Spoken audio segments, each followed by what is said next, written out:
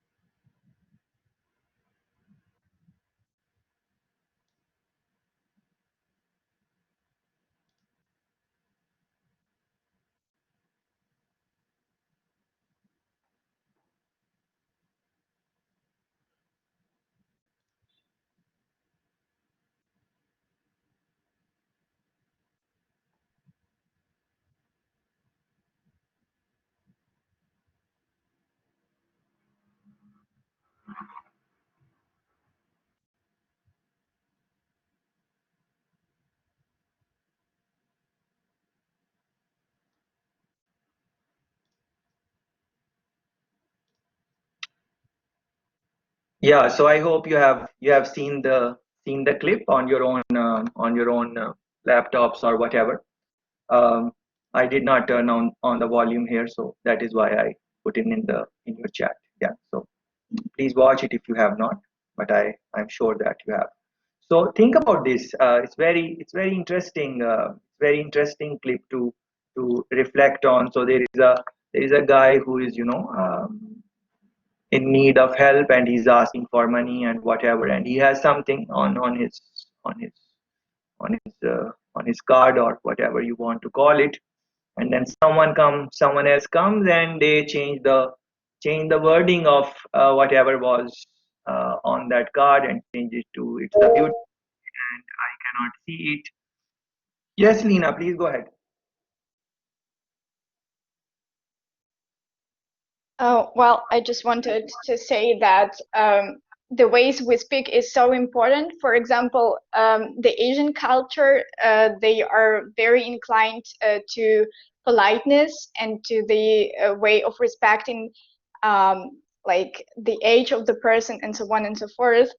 And that's why many translators and business negotiators face so many difficulties, for example, in negotiations with the Japanese people, because even if one can perfectly know the language, it's still difficult to be the same way polite. And if you even perfectly speak Japanese, you can still sound rude, because there are so many subtle things that one have to be aware of in order to be still polite. And I mean, like, that's the same way, like in this video, you can have the same message, but if you say it differently, you will reach the audience in a different way, and you can influence differently. Very good, Lena. Excellent. Do you have any experience, Lena, like where you did something, like you were talking with someone, and then it did not work, but then you changed your words or whatever you are talking about, and it helped you get whatever you want? Do you have any experience from your life? I think you do.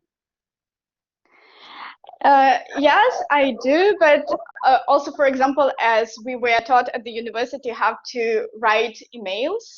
And we were also advised not to point fingers and not to say, you didn't understand us and you didn't do the task on the time, but you have to say, maybe I haven't emphasized that the deadline was like yesterday or something like that. So, yeah, so like it's very important, because if you're starting to point the fingers, the person will be offended and the reactions might not be that good.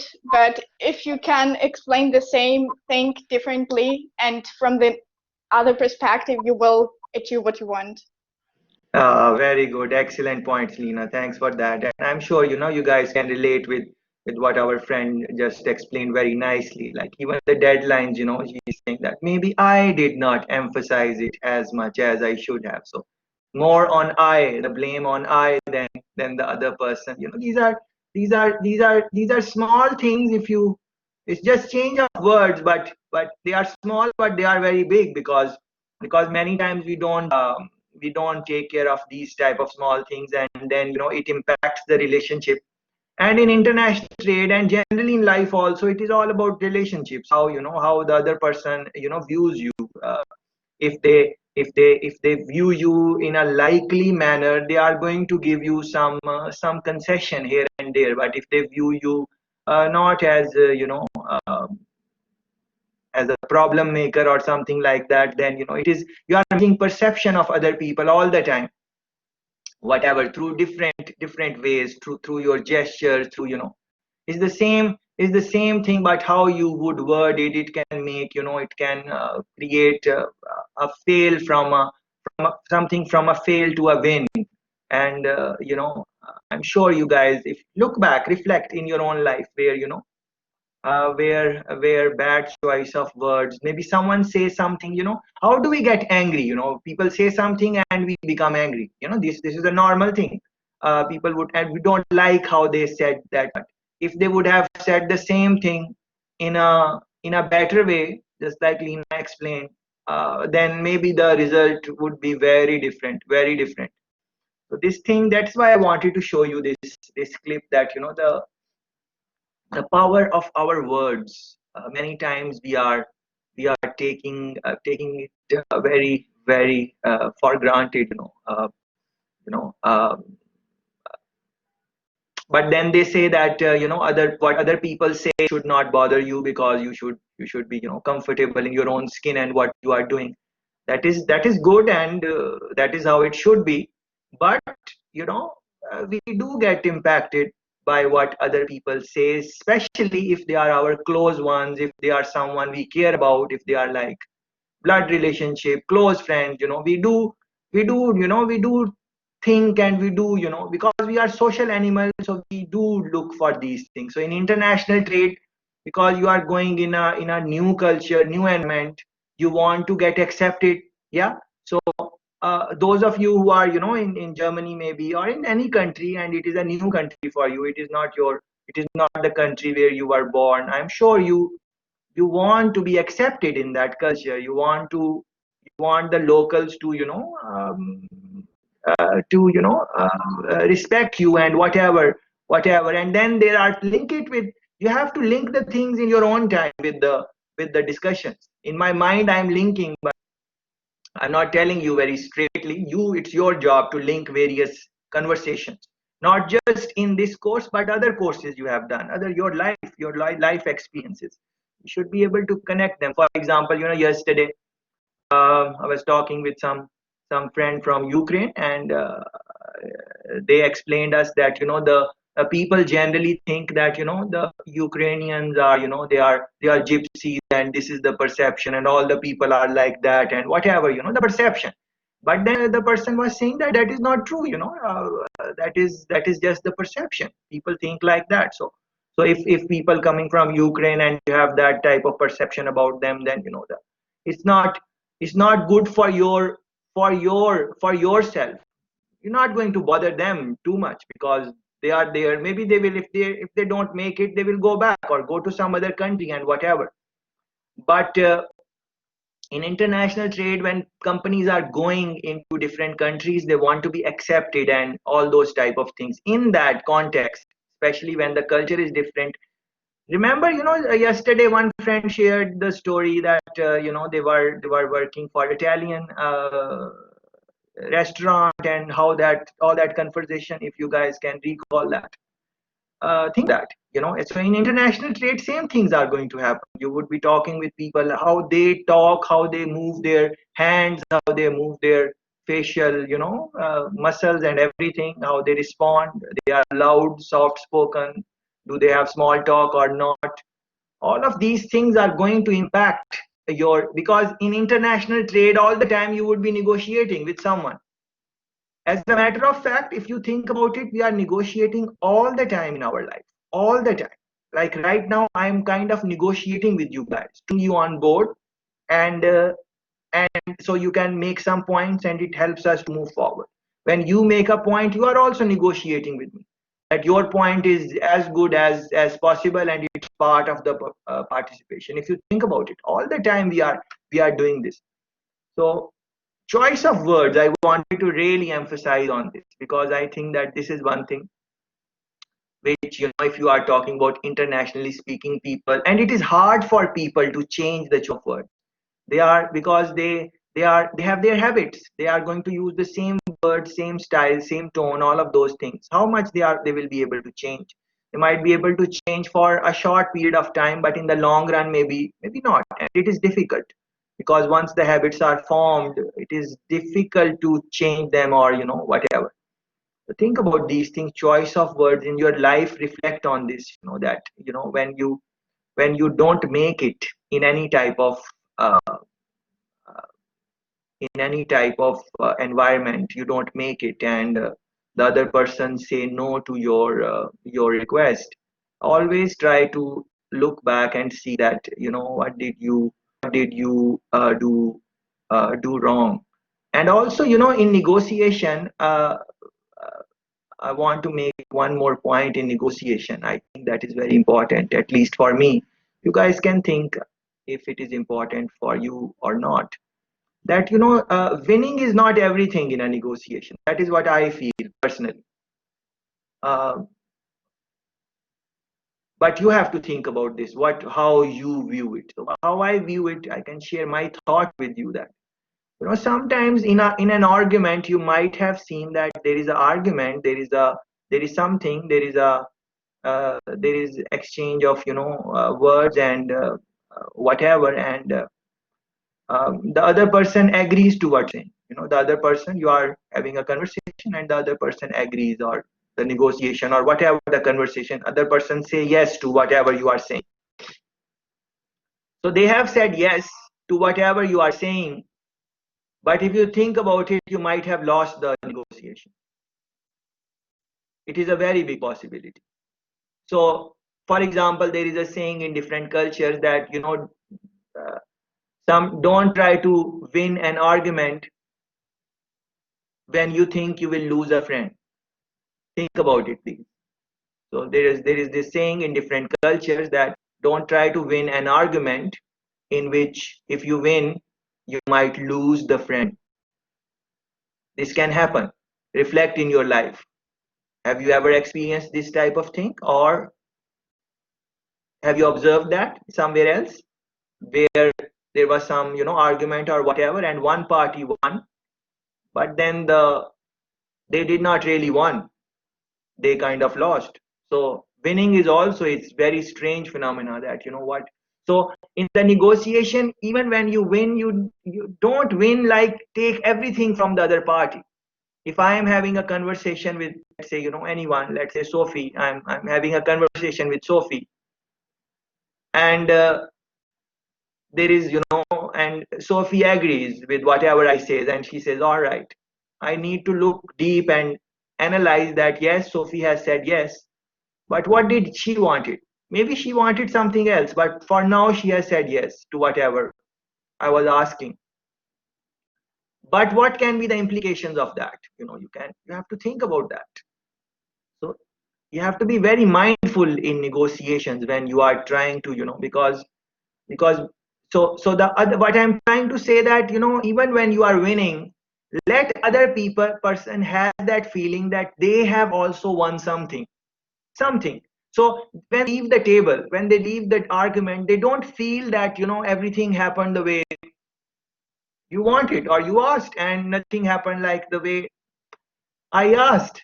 So this is I think very important, especially in relation making. So yes, of course we want to win, and we want to we want other people to do whatever we want. These things, as Lena said, there are subtle things in these type of conversation, very subtle and very hard to pick up. So we maybe show empathy, maybe show sensitivity a little bit, as much as possible. Some situations would not allow for that, but as much as possible, do that. Yes, please, Sophie, Pia, please go ahead. So I wanted to say that I think it's really highly important which words you choose, like as you said, in which words we transport a message, but I think it's also quite important how we transport the message, so how the person receives the message. For example, which tone of voice we use, which body gestures, or if we have eye contact or not. Well, if you are on the phone, you cannot have eye contact or you cannot see the body gestures, but you definitely have a tone of voice. Or you can also hear if a person is smiling or not, I think.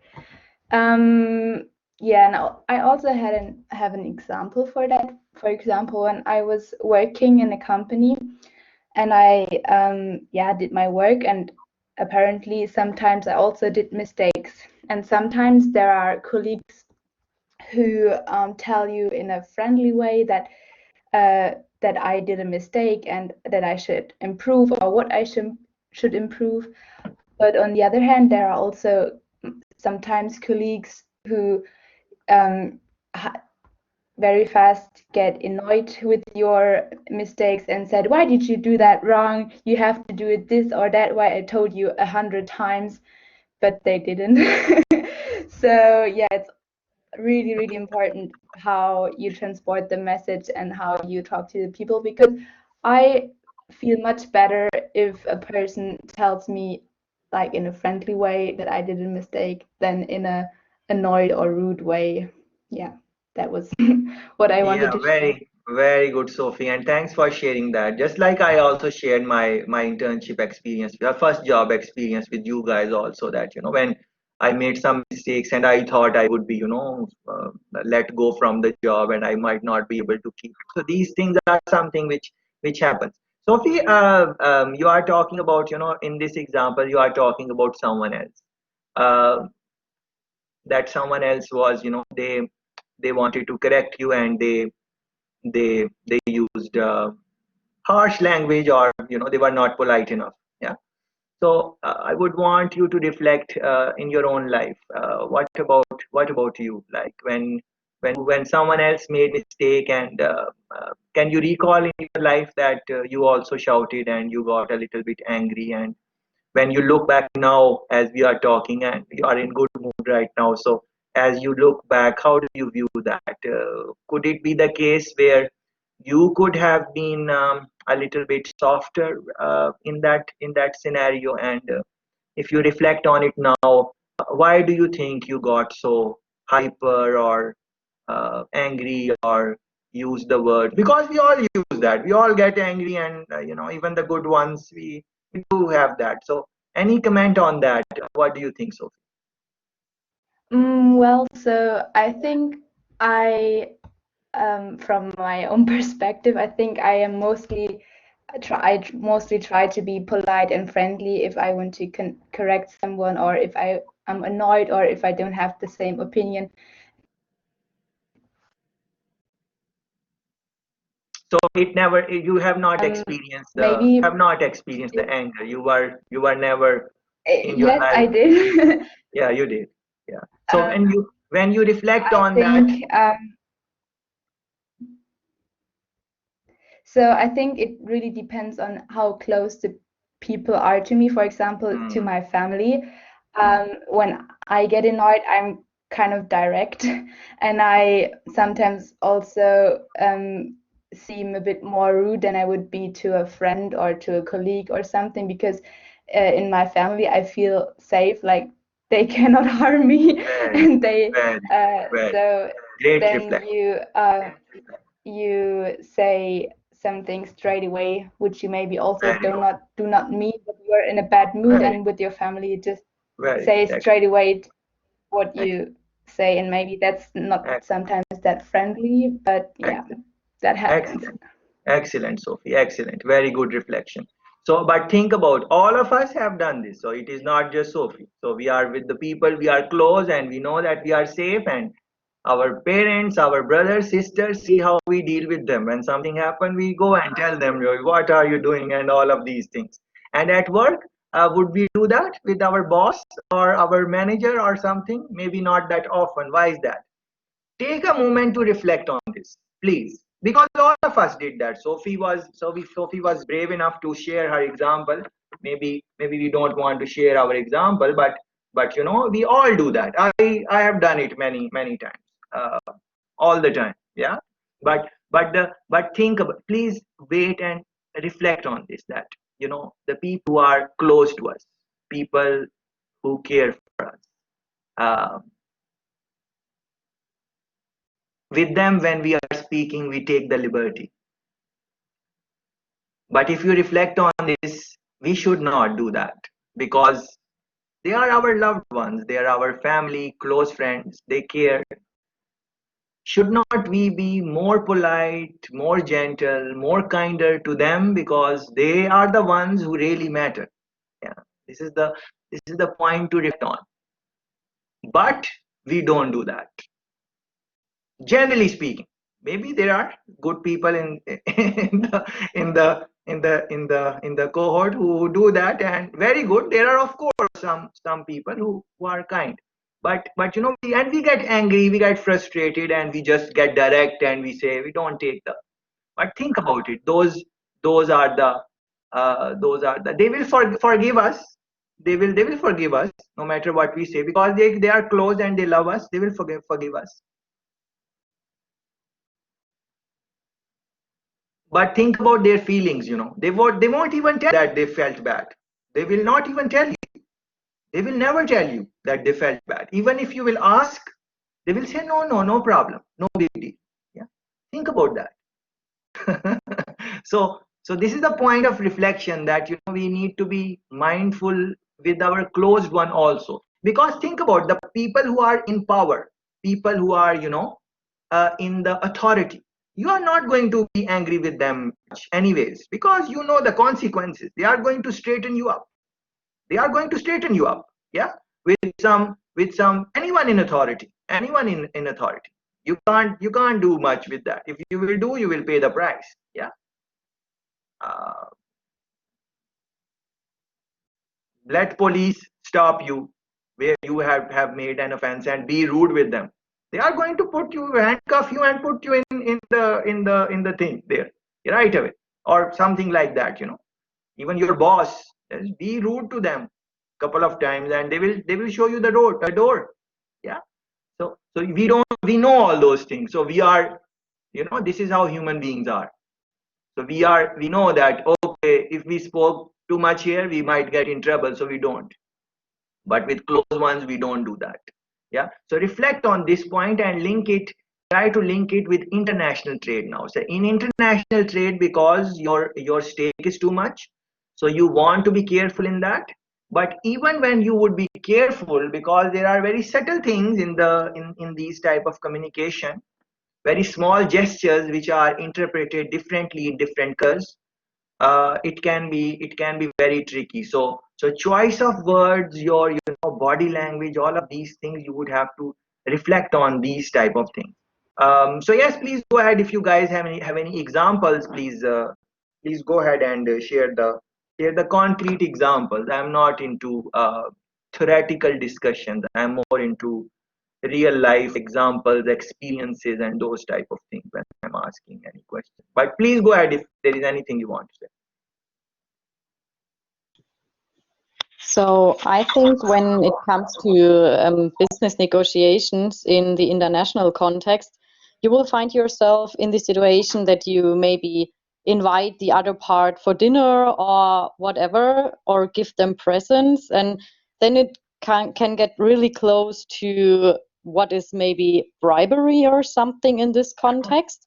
And this is also very important to have in mind, because there are different let's say laws and regulations within the countries. So in the company I was working for, I was not part of that department, luckily, but I noticed, or not noticed, but I knew that then nearly the whole department got fired because of a bribery case. So compliance discovered some actions there which were not really going ahead with the company's, let's say, rules. So yeah, and in other countries, then it might be normal that you give them presents or you invite them there, you pay maybe for their overnight stay somewhere. And this is, I think, also very important in terms of business negotiations in the international context. Yes, very good point. Thanks.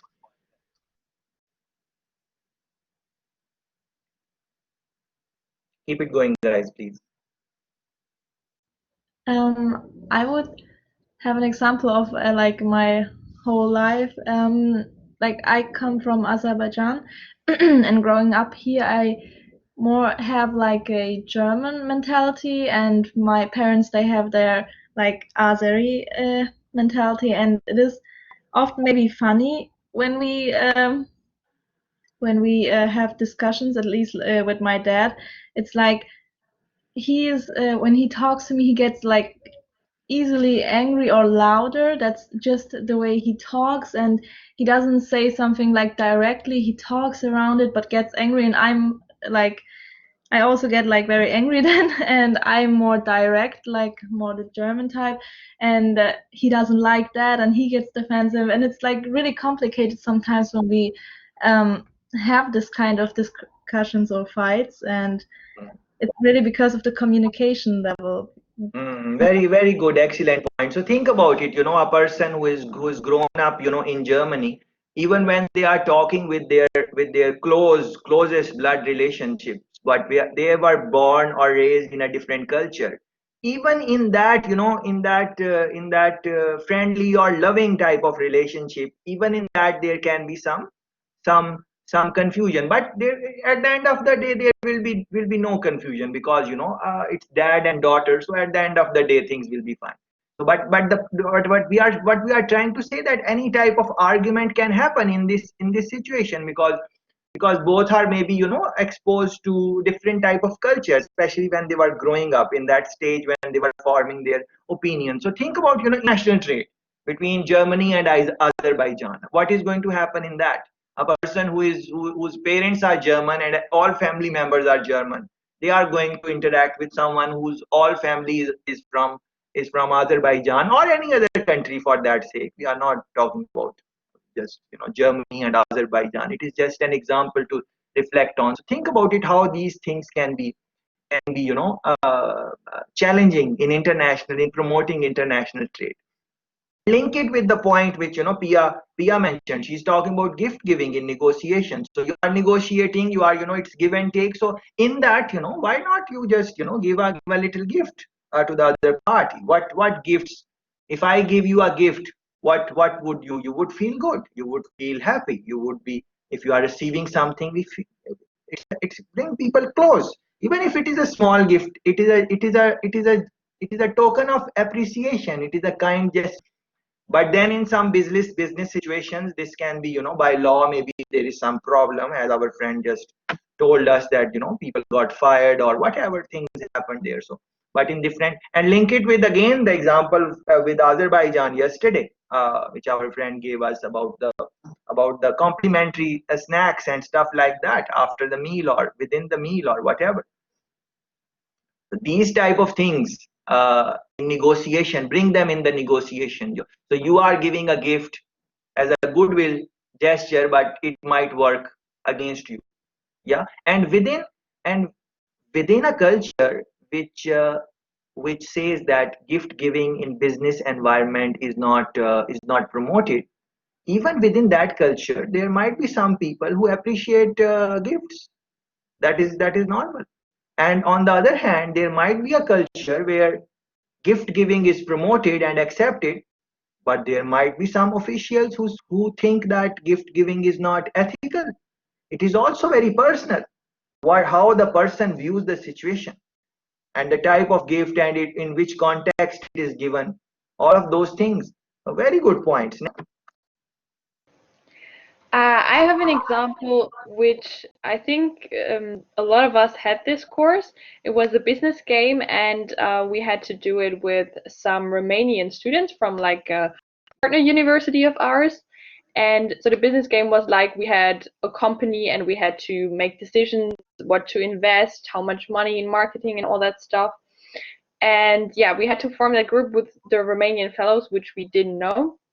And in the beginning, we had a lot of problems because they weren't as engaged as we were. So we were really working on it. We were meeting every week, one time. And once they joined the Zoom meeting, they just didn't really bring valuable comments and they didn't really help in getting further. And so we were in the German group, we were thinking, okay, what can we do that they actually participate as much as we do?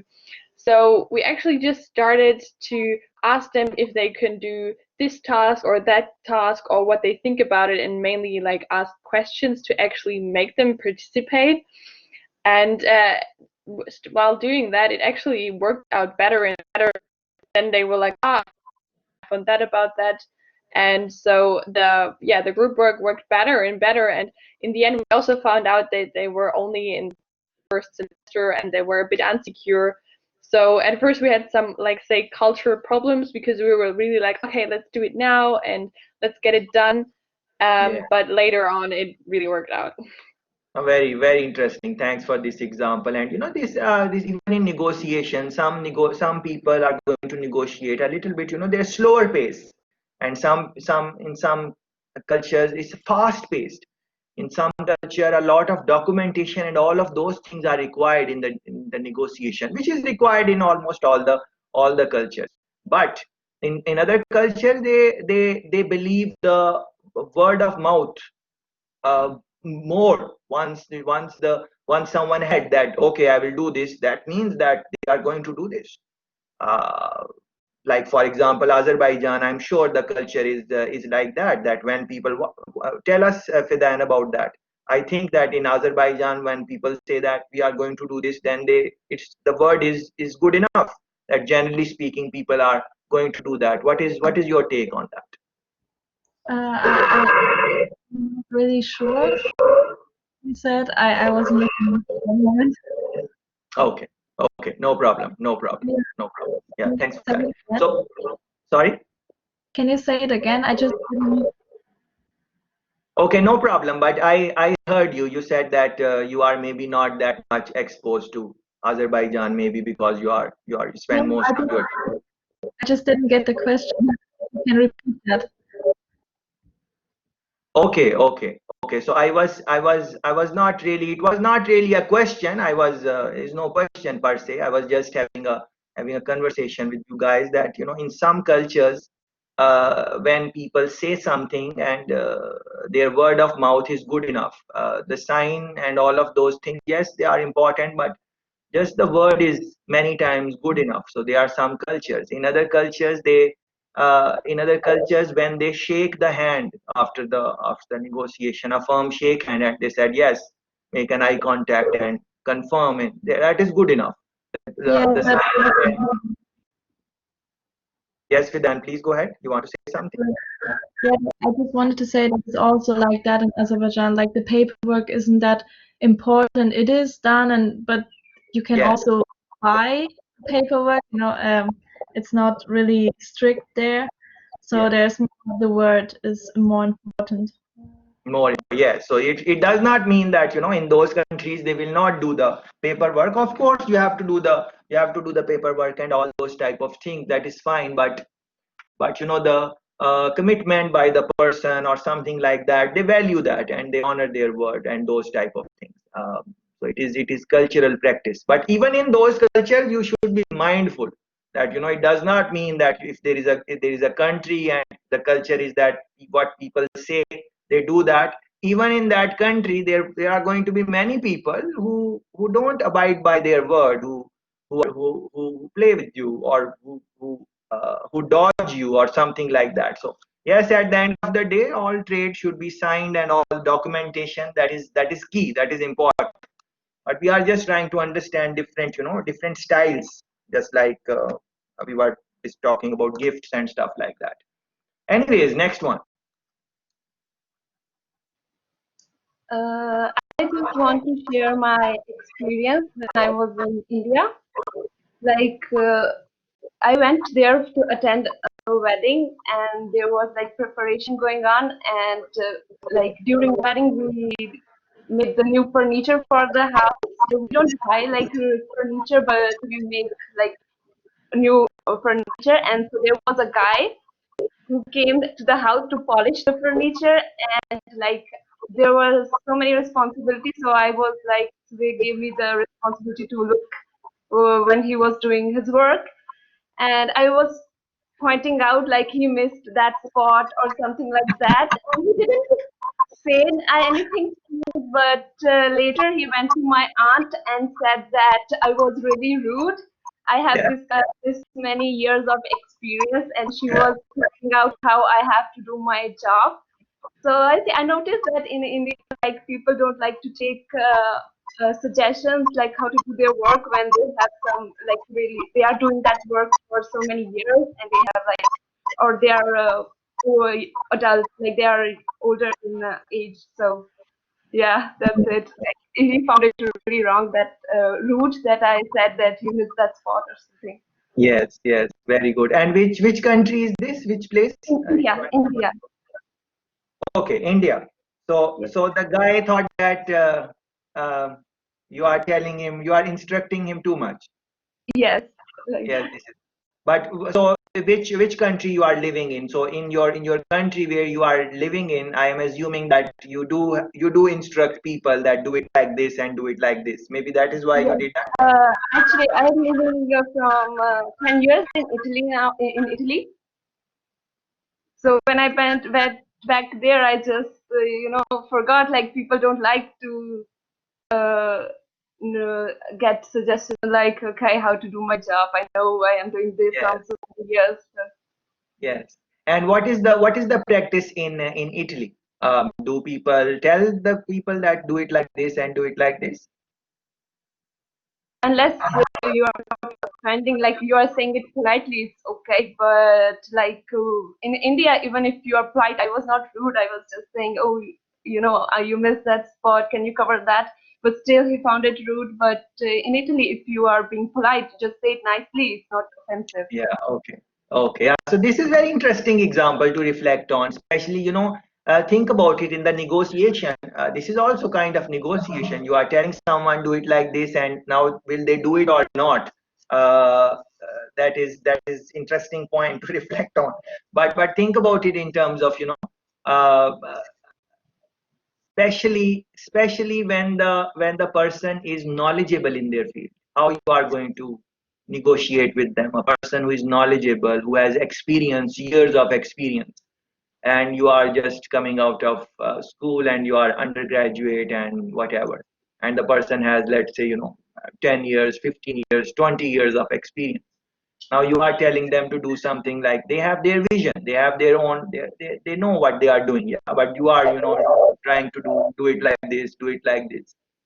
It can create problems, because the other person, you are somewhere, you are touching. It is just like, you do something at home, and your little brother or sister who is like 5 year old, they come and they tell you do it like this and do it like this. Yeah, so how would they feel? So nothing is wrong what Kaur, it's what she did is, she was just trying that the job is done to the best. And when she saw that, this section is incomplete, she pointed it out that, you please do that also and whatever. But again, it is linked with the person who is in some type of authority. What is authority? Authority is knowledge. So that person was knowledgeable in their field, years of experience. So, and maybe he would touch that area later on. Maybe that was his strategy. Maybe, we don't know that. We don't know what is his point of view. But somewhere, he was not used to that anymore. Maybe when he was learning the trade, when he was learning the job, in the early days, in the first 2, 3, 5 years, people were telling him, and he was okay with that because he was learning. But now, he has learned, or he thinks. It is not about if he has learned the job or not, because maybe he's not very good in his job. But the point is that he thinks that this job, what he is doing it fine. This is what he thinks.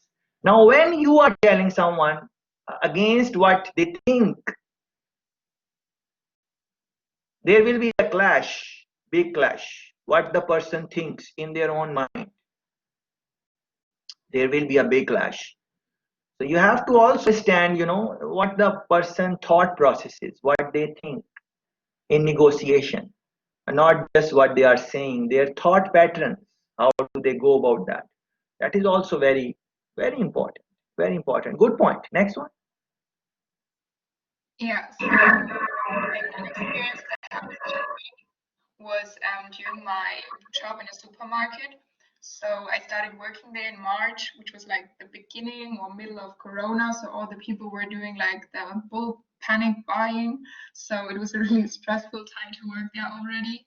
And one day there was a woman and she was asking for something like a product, but she was not coming to me, but she stood like 15 meters away and was like screaming at me while I was putting stuff into the shelves. So at first because I was so annoyed, I was just like ignoring her. And then she came over and she was like screaming at me, like, didn't you hear me? And stuff like that. So I don't know, because I was so annoyed already and it was so stressful, I kind of lost my control. So, Yeah. I mean, I was not insulting her or something, but I was just like, don't you see that I'm working here? And you could at least like come over to tell me and not scream at me. And yeah, like now, of course, I know you shouldn't do that because it's a client. Yeah. You're not supposed to do that, but in this situation, I simply like it was too much. So yeah. Yes, very good. Thanks for this point. And Julia, when you were entering in that situation, you were already not maybe in a very good mood. That is, maybe I understood. Yeah, exactly. Because Yeah. it was so stressful. There were so many people, and yeah, that's what. Excellent point, Julia. Well, thanks for bringing this in the discussion. Please make note of this. This is very important point in negotiations per se. Forget about cross-cultural negotiation because they are even difficult.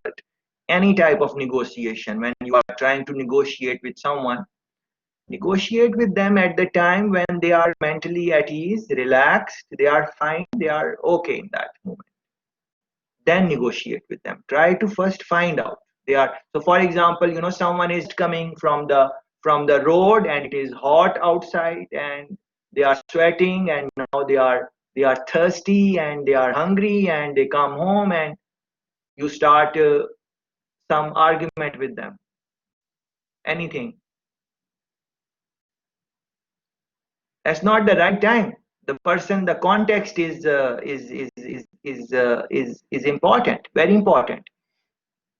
So in negotiations, you pick up a nice environment in the negotiation. You are the flowers are there. The temperature is fine. The people are not feeling anxious or hungry, or there is not too much burden on their mind, and they are in the relaxed, calm situation. And in that moment, you try to bring the things and then see what the reaction is, and then over a period of time, you see what needs to be done. But many times we don't do that because sometimes things just happen. We don't have control on things. In business settings, things just come. Things just happen sometimes. So we don't have that type of liberty. But this point is very important, which Julia mentioned, that if it is possible that you can control these things, do control these things. They will help you in your advantage. Don't try to, someone is already, they are already coming from a negative mindset, not for you. Something maybe happened in their life today and they are kind of off today. It is not the best point to bring across your negotiation or the point, whatever point you want to discuss. Timing is everything. Time and space, it's all about time and space generally in life. Same goes for international trade, same goes for negotiation. The time is right, the space is right, you increase your chances for hearing a yes. The time is wrong, the space is wrong, you increase your chances for listening to a no, even if the other person was going to say yes. And you can reflect in your own life on this, even with family members, close ones. Reflect on it when they said no to something which you said. Maybe the context, the timing was wrong. They were already upset about something and you asked for this and they said no, it is not going to happen. Yeah, if they were calm and everything was a little bit normal, then they might not have said it like that or responded like that. So things to reflect on. Yes, next one. Okay, so talking about cross-cultural negotiation is a very interesting topic. First of all, there is no right or wrong in any culture. It's just different. And I think it's very important to know how any cultures deal with things. Like in the negotiation, some culture they like to have small talks at the beginning. Some like to be straight to the point. So I think like Asia culture, it's more like small talks culture to ease the situation a bit, and German culture is more direct. Business is business, and when you are doing business, just do business. And also during business context, it's very important to know some cultural aspects. Like for example, Asians like to, if you receive things, Asian is like you take things with two hands. For example, if you're receiving name cards from somebody, in Asian culture, you receive with both hands. You don't take with one hand. If you take with one hand, it might seem that you are very rude. You don't respect the person. And it's also important to to know the culture in order to give good impressions. And also, if there is conflicts, and I think in Asia, when dealing with conflicts in personal life, the people there are more indirect. You always involve a third party person to help dealing with the conflicts. But I think in business context, it's more direct. But in personal context, if you think somebody is doing wrong, you don't say it directly to the person. And Also, power distance is very high in Asia culture.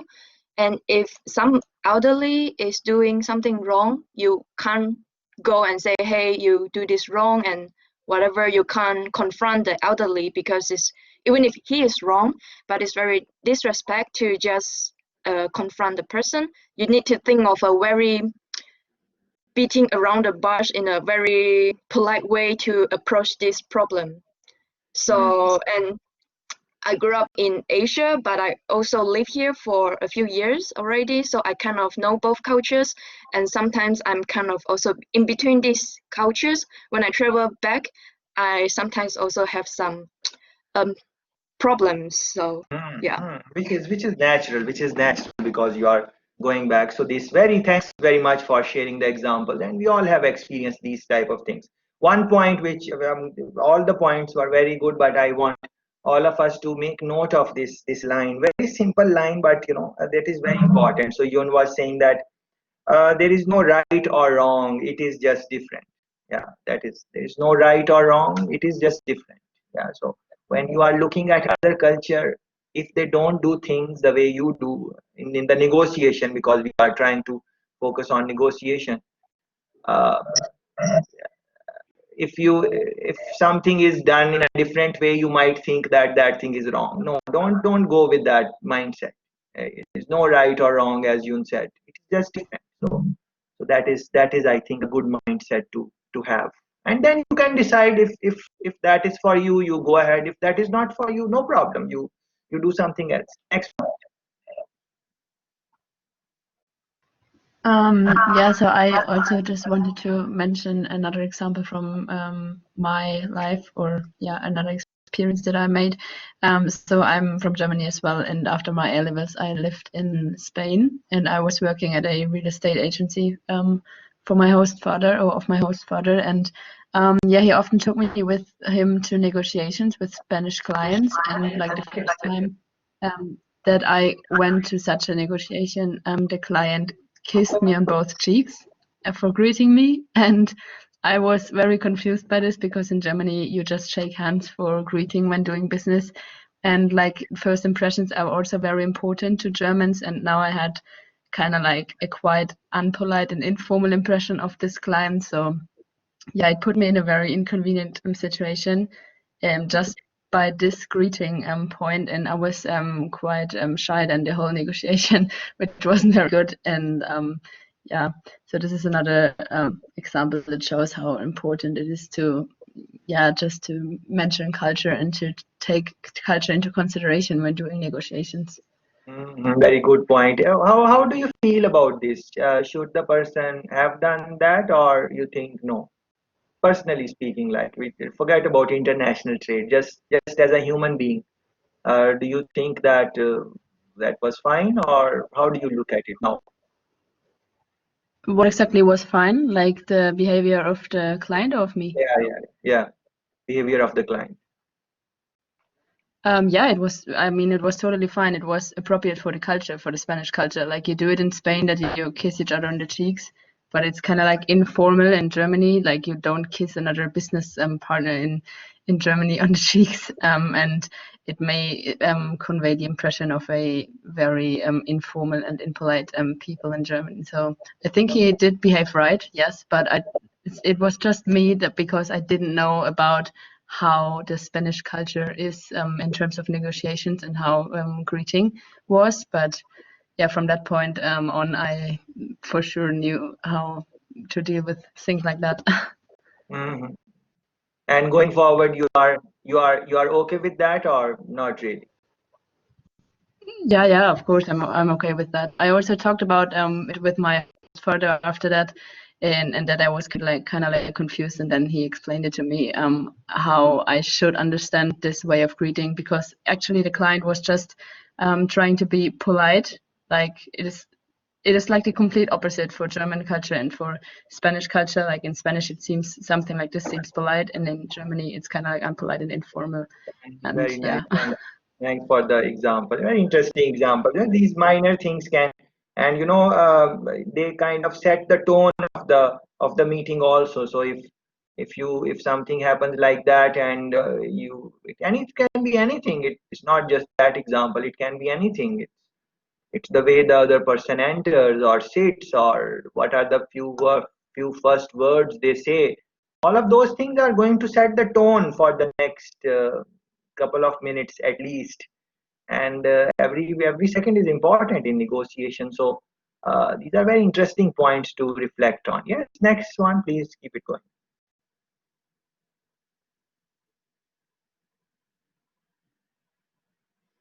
Anyone can speak.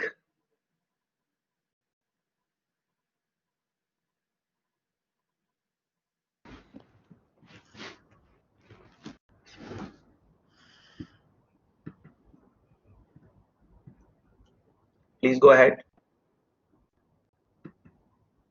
Well, it's not my turn, but just not to keep it silent.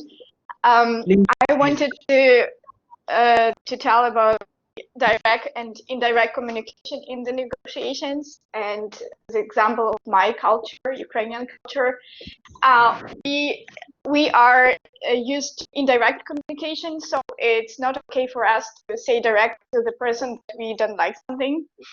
And that's why it's very typical that the person might be angry with the behavior, but don't say it, and might talk about that with other people, but not say directly.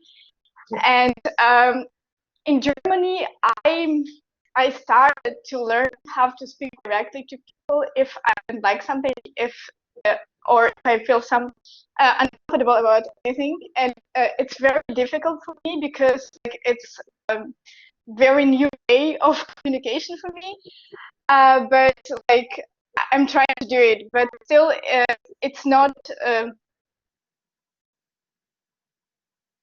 for our culture. That's why there are very many subtle things. And for example, if you offer Ukrainian a drink, like a water, a tea, or a coffee, they will say you like 3 times no, and maybe after that yes, because it's not polite to say yes if you are offered something right away.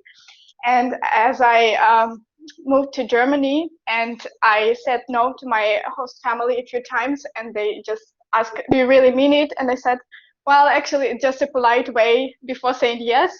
And they said, like, you won't survive in Germany doing so. So just, if you mean yes, say yes. If you mean no, say no.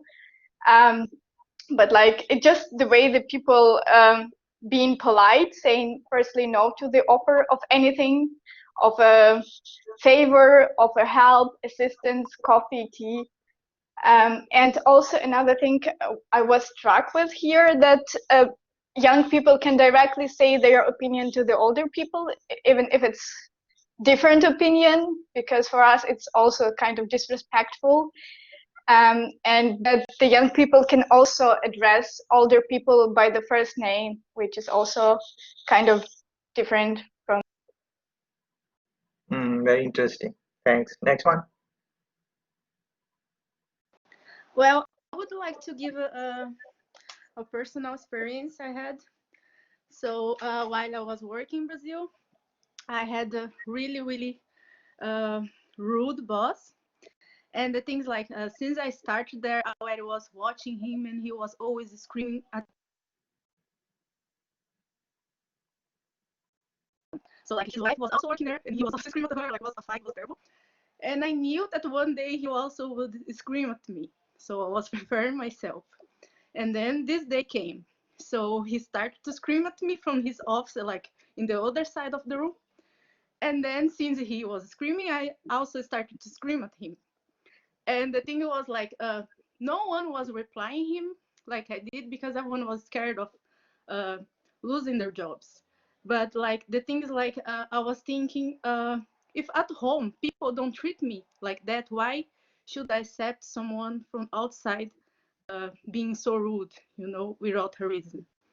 And then so I started screaming, and then because of that, he actually asked me to go to his room and started talking to me in a different way. So after this time, he never screamed at me again, because I think because he knew if he does, like I would also scream back. So like at the beginning, like my friends was like, he will fire you, because you did that. But actually, after that, I worked there for 2 years, so it was not Very a good. problem. So Very I good. think some people just like to be rude, you know. Some people are just had a bad mood, and they will put it in the first person they find. It's not Mm. like they are bad. I don't know. They just need someone to put the negativity on top. I don't know. Just like your boss, he showed that he's not a bad boss. He kept you after that. Maybe he realized that in his mind, he realized that he should not have said it like that. So good Yeah. example. Next one. Well, I just want to give another example that I actually had with our university because at the beginning of the year I was in Thailand for a few weeks in a summer school there, where we just had class with the Thai students together. And yeah, well, in the first few days, we were just trying to communicate and get to know them because we, of course, wanted to work with them. But well, they were rather quiet and didn't talk a lot to us. And well, we still got along very well. However, we got to know later on that they thought that we were very arrogant in our way because we were talking a lot, even though this was a new environment for us and we were new there. But still, we just, yeah, as I said, talked a lot. And I think this is a great example that because of course we didn't want to be arrogant in any way, we just wanted to interact with them. So this is a good example that different people just have different perceptions of you just based on the behavior of you. So this is something that I think you should keep in mind when you are interacting in the international environment. Very interesting. Very interesting. And let me give one example from my side also, just to wind up the discussion on this one, cross-cultural negotiation. So please make note of all these valuable examples which our friends have shared, and try to link it with cross-cultural uh, agreements, cross-cultural talks, negotiations, conversations, whatever you want to call these things. These are very valuable insight, experience which people faced and experienced, and they shared with us. So it can be good learning material for us. So one time I was, there was a negotiation in Jamaica. One of my family members who are in business, they were negotiating with a client in Japan, and so the Japanese guy was here, and uh, my side of the person, they were going to meet the uh, Japanese client uh, in a restaurant, and I asked if I could come, and they said yes, why not? Please come along, and I went with them. And when we reached in the restaurant, we met with the guy, and I thought initially that because it is a business related negotiation, so there will be a lot of conversation on business and so on. But I quickly realized that nothing like that. They were just being very casual. They were having chit chat, talking about family, talking about other interests, about all different type of things. Then food came, we ate. Uh, I can't recall anything substantial where they really spoke about business per se. And at the end of the whatever happened, and then at the end they just shook hand, and the Japanese guy said that yes, I'm going to do business with you, and that's about it, and we left. So I was thinking in my mind that think about this, it's negotiation, and business is involved, and the guy came all over from Japan to Jamaica for this meeting, and in the meeting they're not talking about this. So think about this, so we are not saying that there was no paperwork or nothing like that. Of course, the staff of both parties, they must have done the paperwork and all those nitty gritties and smaller details. But maybe this negotiation was that how we will get along with each other. Do we our personalities match, our style match or not? Maybe it was more about that. So they met together, and they spoke, they had a conversation, and so on, and then once they realized that they can get along with each other, they said yes. So think about this, very different styles and so on. I hope you learned a couple of things from this discussion. I think we are good with the examples. Very good engagement. So when you will see the website, the link for cross cultural and so on, decision making, on the top you are seeing this link, negotiation. So when you will click this link, this is going to open. There are some clips which I would like you to show, to watch in your own time. This one is TED Talk. This guy is a really good guy on negotiation, William Murray. So walk from no to yes. If someone says no to you, how to make them say yes? What are the things? It's a short talk and it's quite powerful talk. I've listened it a couple of times, so I thought it helped me. So I thought that it should maybe you should be interested in this and listen to these, even if even if international business is not your passion, because negotiate, yes, you are going to negotiate all the time with different type of people, and many times people are going to say no to you. So how to bring that no to yes, that is what it is going to talk about. Negotiation skills, top 10 tips. This is very short clip, very short, is very like to the point, and look at these 10 tips in your own time and try to slowly and with your own pace and with your own capability and capacity, you try to develop these tips or these characteristics in your personality. This is a scene from a movie. I show them in the session, and then we talk about it, but because this is now we are doing online, so I'm not showing it. So but I've shared it here. You watch these things in your own time and reflect and make connections with the points, beautiful points our friends have shared, and try to think about it. Yes, Dan, please go ahead.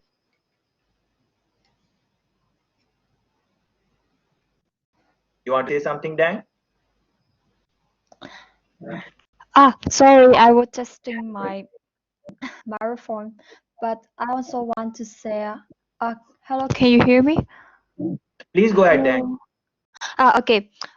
I also want to say, as an Asian, there's also the distinguish between the culture, which is the masculinity and the femininity. Like in the Asian country, there is more and high masculinity than in the Western country, and like in the Western, women can do exactly the same things as men. Why in Asian, like they will judge the women like you are not allowed to do it. You cannot do it because you are a woman, you are a girl. So I think also, as another girl said, that there's no wrong culture. There's just different. But sometimes in some way and in some aspect, there's also a little bit wrong, because it is unfair for the female and for the woman, for the girl, to be judged like that. And it's also related to the culture, I think so. Very interesting point, and we will discuss this point in the session where we will be talking about international marketing, how companies use various tactics to reach to minority groups, and in some countries girls, females, because of the options, because of the non-availability of many options which are there for girls in some countries. Those issues can come, and you can link it. Please link the points with other conversation. For example, Sebastian was talking about CSR yesterday, and he said that one of the things companies can do is that they can create something for the minority and stuff like that. So in some instances, girls or females would be the minority, in the sense that maybe they are in good numbers, but minority in the sense that their voice is not as heard. I think you guys cannot hear me right now. Yes, we do hear you. We can hear you. Yeah, we can hear you. Okay. So in some cultures, these girls would, because their voice would not be very very much appreciated or not given the chance, you can use that same technique as Sebastian was giving us for the minority and stuff like that. Why this? It seems that to me it shows that you cannot hear me and you guys are saying. We can hear you.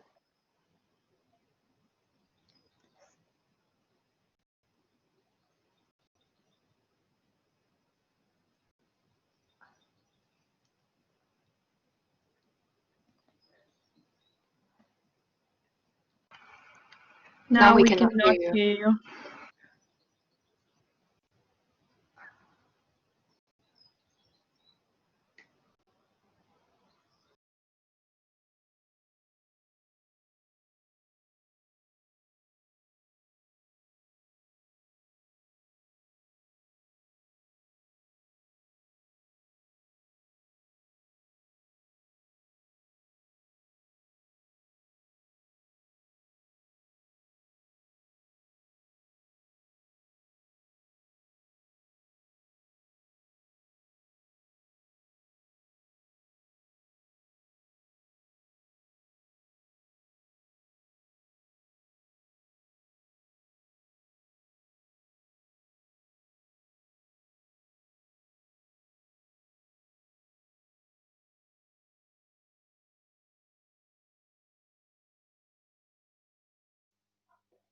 Yeah, hello.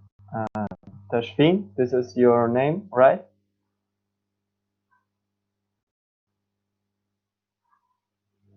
Thank you for this good introduction, and I would like to wish you first a good evening.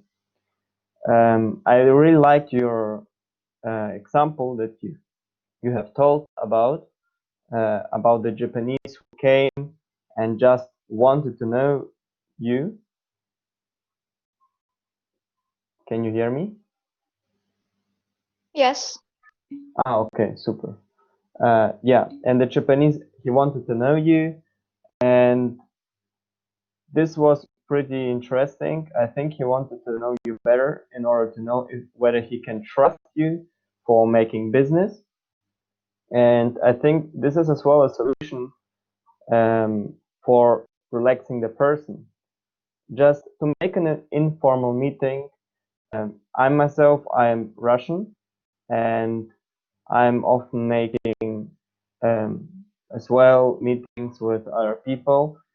And what is important in Russian culture that is that we give the best hospitality that is possible. And first of all, we meet the person and we learn about the person. So we make informal meetings, like we invite them to our house or in the sauna. And this is firstly there for building a friendship and trust, as this is seen as fundament of a business. Yeah, the trust. If you cannot trust, you will not make business. So I would like to add that business is easiest when the person has a similar fundament, and in this situation it will be great to have the same or similar context, so the understanding is easy. And we should consider that how we can make a pleasure to the person is really important, and we should put ourselves into his shoes and ask ourselves, what could this person please, or what could please me if I would be in his shoes? Therefore, an investigation is really important before we can go on with the meeting. So whilst knowing each other, I think it is important to listen twice more than to speak. Therefore, we have 2 ears and just 1 mouth. So listen twice more and twice longer. And we should as well think good about what we say, as like you have shown in the beginning, Tashfin. Our words determine which results we materialize in our world, and this is pretty amazing. amazing. Thank you for this video.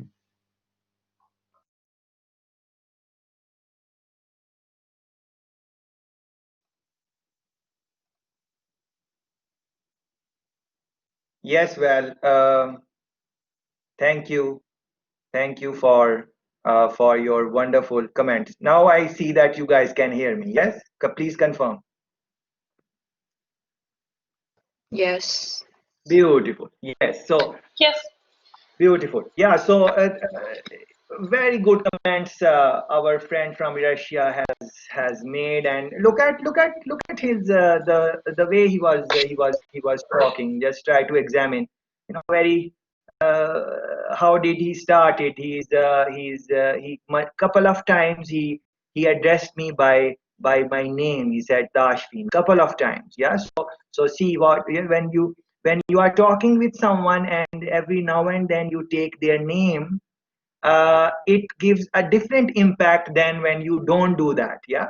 And look at his, the pace of his voice. He was where he was stopping, where he was, what he was doing. So all that, think about that. But more importantly, please reflect on the pointers our Russian friend has made.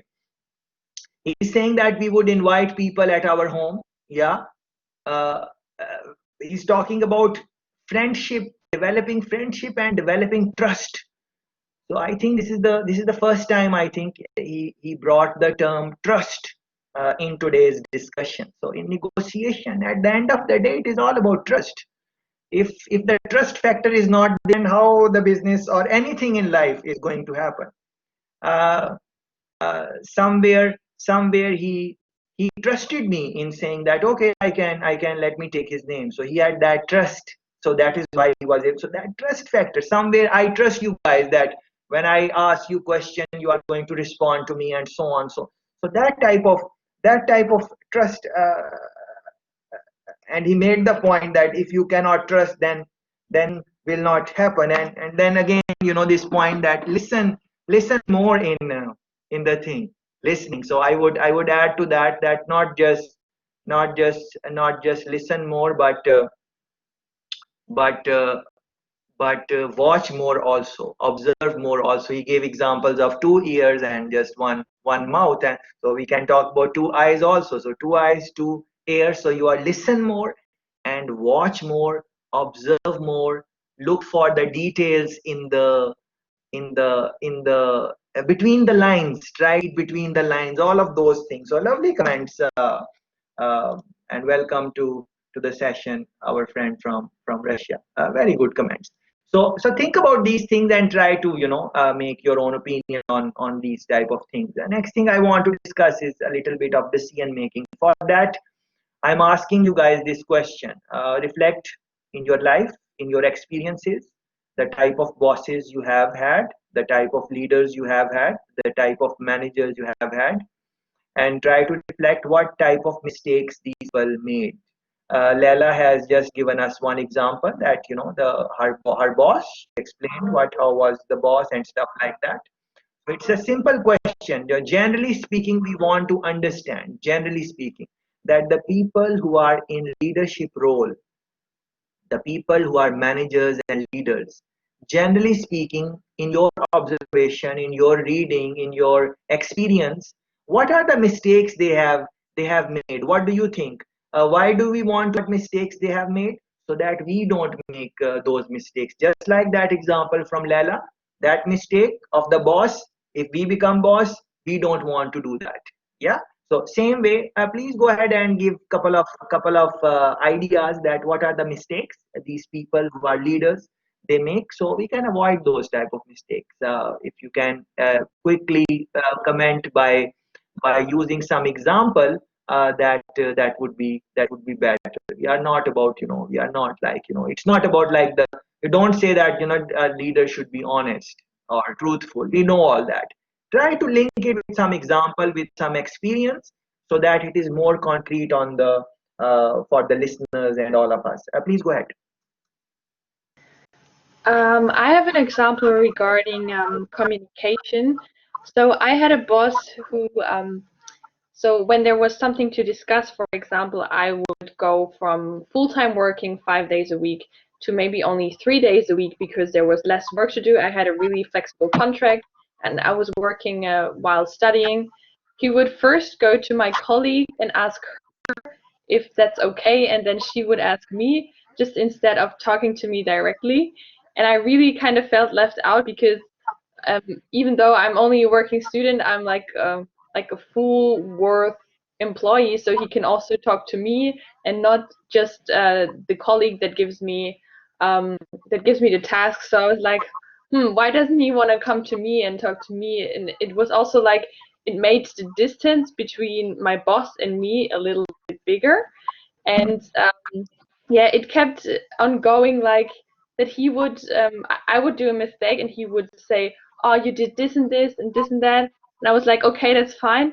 But then he also came to me, oh, are you actually able to make a working contract for that new woman who is going to enter our company? And I was like, yeah, I've been doing that the last 3 months, you should know that.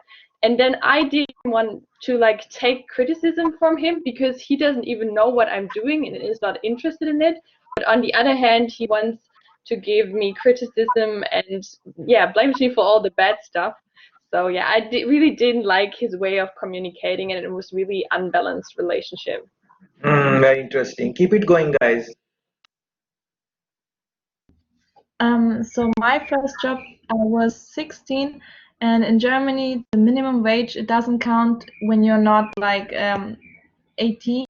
So I was getting like even less than that. I was getting like €6 per hour, and it was really hard work in a hotel and restaurant. So I had to do really everything that was there. And my boss, she had her sister also working there. She was like teaching me everything.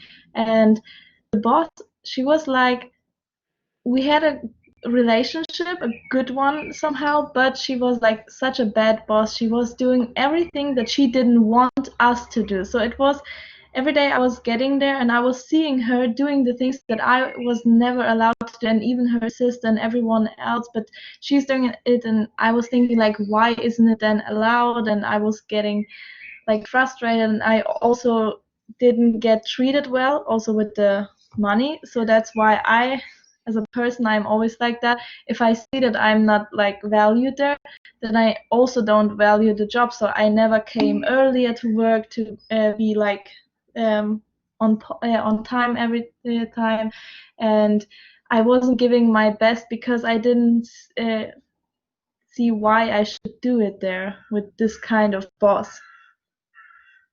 So yeah.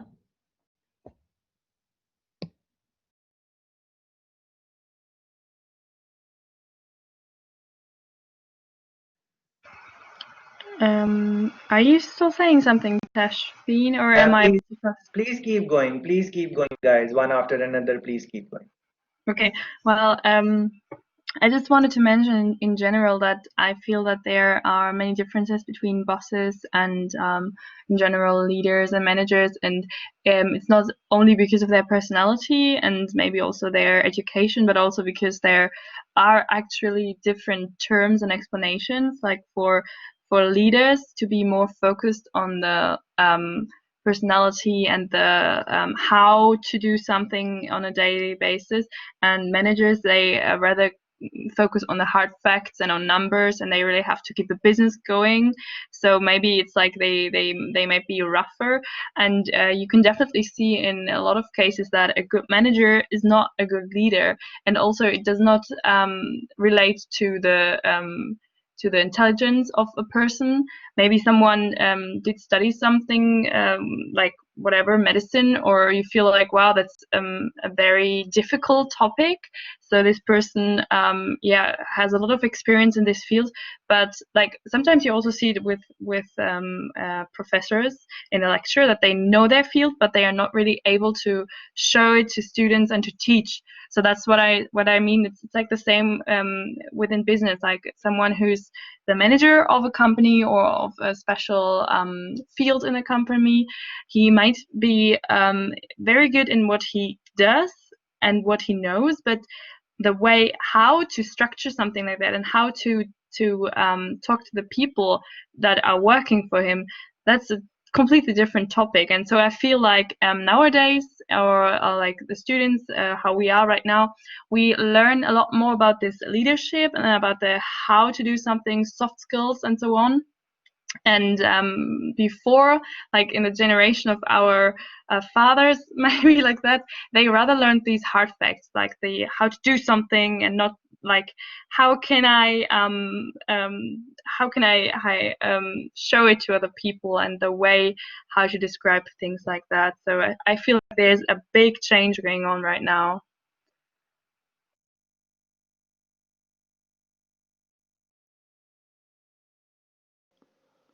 All right.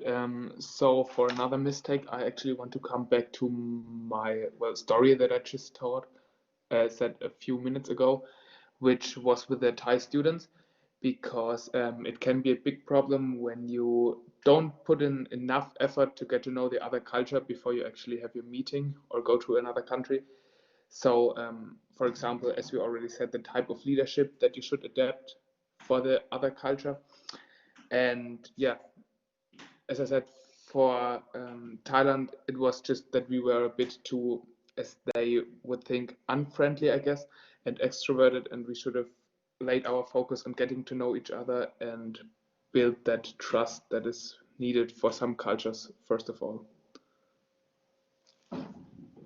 Thanks for that. Let me remind you guys what the question is. So the question is that please reflect the leaders, different type of managers you have had, supervisors and so on, and try to tell us, generally speaking, what are the mistakes these people who are in authority, what are the mistakes they make, yeah, from your experience. That is the fundamental question. Next one, please. Okay, so when I was once working in a marketing department, and I had a boss, and I think, in my point of view, her mistake was to not transfer responsibilities to her employees. So the boss of this department also was the boss of the HR department. So she had a lot of work, and she wanted us to, and in the marketing department, we had a lot of creative tasks and a lot of creative projects going on. And of course, she wanted to know what we are doing, but she also wanted to approve everything, and she wanted to give us feedback. But she had so much work that when we wanted to show her something, she sometimes needed a week or two to approve these our outcomes and say, okay, that's great, or maybe you should adjust this or that. So in my point of view, she should have given us a bit more responsibility to judge if the tasks were good or bad, and if we can do it like this. Like if it's a big decision with a lot of money behind it, we would have needed her approval. But sometimes it's also not necessary to have an approval of your boss, and that really can save time, I think. So that was her mistake, to not transfer responsibility. Very interesting point, Sophie. Please, guys, reflect on this one. You know, not delegating. This is something which is pretty common in businesses, because the person who is in charge, they feel that if they delegate the task, they will lose that authority. Other people will know how to do things and stuff like that. Many times they have people, but they are kind of reluctant to delegate tasks and share authorities and all those type of things. And Sophie mentioned very nicely that if there is something which is where money is involved and those type of decisions, of course they're going to take the boss with them. But these are some insecurities, different type of problems in leaders, ego and stuff like that. Let me link it with what our earlier friend said. For example, Tessa, she was mentioning about the difference between leaders, managers. You need to reflect on those things in your own time, please. How to talk, how to engage with people, that is again a problem which leaders make, as our friend mentioned, and she also mentioned that we read a lot about leadership, a lot about that. Point makes me reflect a little bit. So I want to share my reflection with you on that one. So that is very true that in my undergraduate, I was also, a lot of exposure on leadership. We are reading a lot on leadership, how to be a leader, how to be the boss and stuff like that. And, but think about this, who who who are the people which leaders are leading? What do we call them? We could call them maybe followers, people who are going to follow what the leader is saying. So think about this. How much you have read about followers throughout your undergraduate degree? How often you have engaged with any material on followers? What is the right way to follow the leader? Middle management, how to manage that? So I assure you that I'm not familiar with your degree or whatever, but I'm very certain that you have not done that a lot. I'm very sure. I would be surprised if you would say that, oh, there was a course and we had a chapter on followership and we had a long discussion on followership. I would be really surprised. And it is not just you. Across the globe, you will see this trend that people are always looking for leadership and these type of things when they clearly know that everyone is not going to be the leader, because generally people are in the majority of the people are in some type of followership role, but we don't pay attention to that. So that was very interesting point which Tessa's commentary made me reflect on, and type of commentary I want from you guys going forward. We read a lot about leadership, but why don't we read about followership? How to give support to the leader? That is maybe one mistake in proper management of leadership, maybe. But you can reflect in your own time. Next one, please keep it going. Yeah, so I worked at a kitchen of a hospital after my A-level, so before I started studying.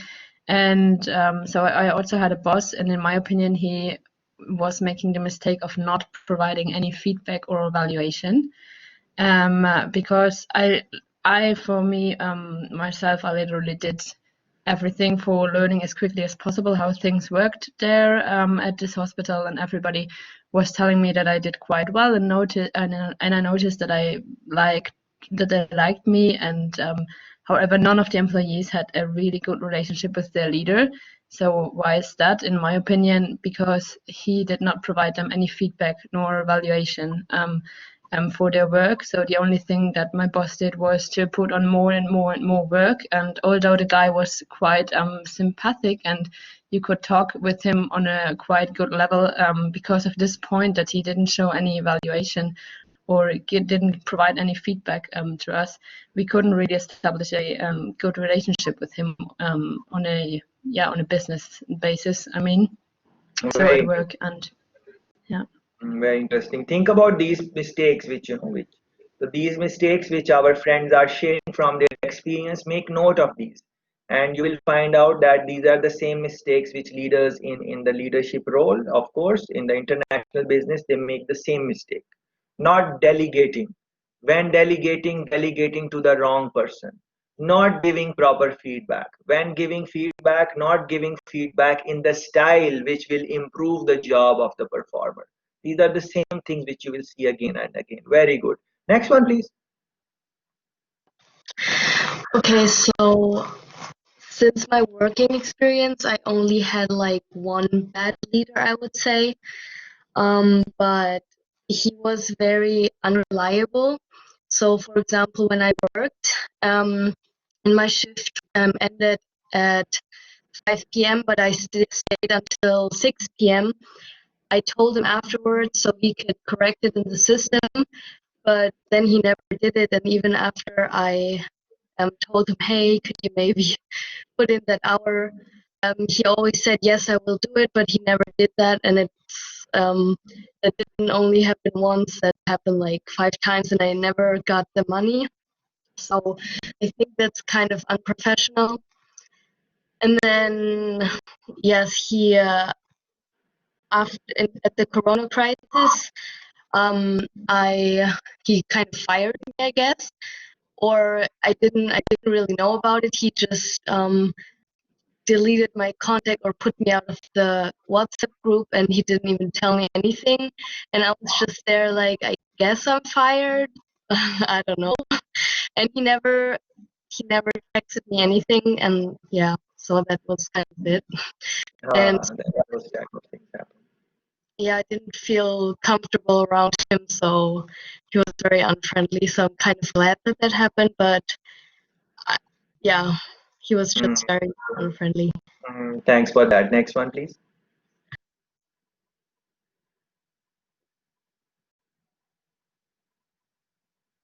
Well, it's not my turn, but yeah.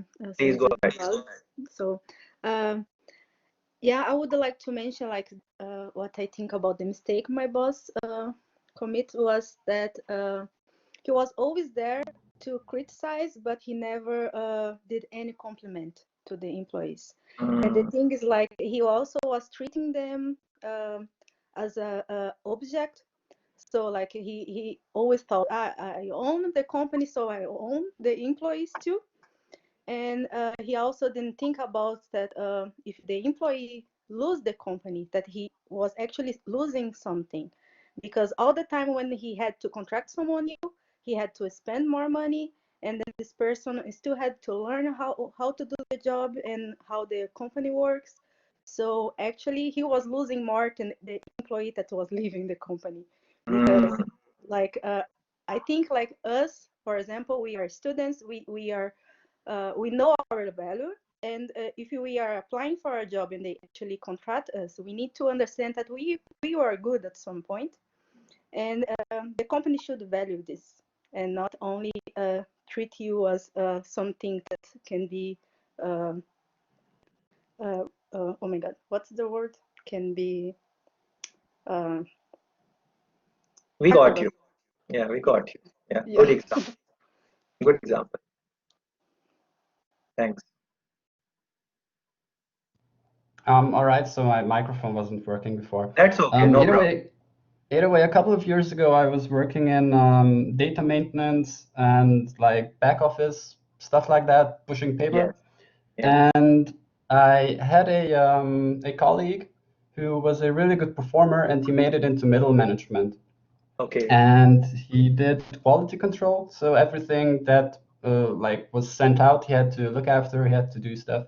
And he was really good buddies with the better performers, but every time there were people who made a lot of mistakes or were a bit slower or whatever. There was a woman who was in her 50s, and even though she was educated and everything, but she wasn't as good with technology, he would call her, like, give her nicknames and kind of bully her. So her nickname was the Fast and Furious because she was so slow. Which is, yeah, it is funny, but because of his the way he worked with others, he kind of split the team into two, and the consequences were that the work was less efficient, and at times there was a bad atmosphere, so to say, because of this. And this was also kind of, it made a drop in the overall performance of the team, which could have been avoided if he had acted a bit more professional, so to say. And yeah, that's one of my experiences that I wanted to mention. Thanks for that.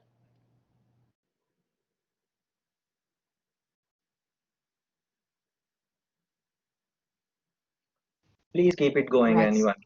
Yes, sure. I'm not sure if it's my turn, but I've had an experience where my boss was actually really unprofessional. I was working in a restaurant, and there was the case of our management. The bosses were extremely, I don't know how to say, they were quite sexist. They were, there was sexual harassment. They were touching some of the waitresses in the wrong way, and I was wishing for our manager to basically protect the young girls working there, but she never said anything against the bosses, you know, when they grabbed the girls' asses. And I thought that was just a massive failure because as a manager, you're supposed to, you know, stand up for your team. And that is just a big, big no-go. So that's a bit of an extreme case, but it did happen. And that was just absolutely unacceptable from all of the management. Like, I mean, not only the bosses, but also the management that didn't stand up for us. So that was a massive failure from our boss in that case. But one thing I do want to elaborate a bit further was what Leila said, because in my eyes, what's most important from the bosses is that they appreciate what you do, that you feel appreciated as a worker. And I did have the same experience like she did before, that the boss was thinking, right, you're here, you're the worker, you should be happy that you even have the job, and you don't feel appreciated for what you do and your work at all, which really demotivates you as an employee. So I think that's one of the biggest mistakes that bosses can do. Exactly.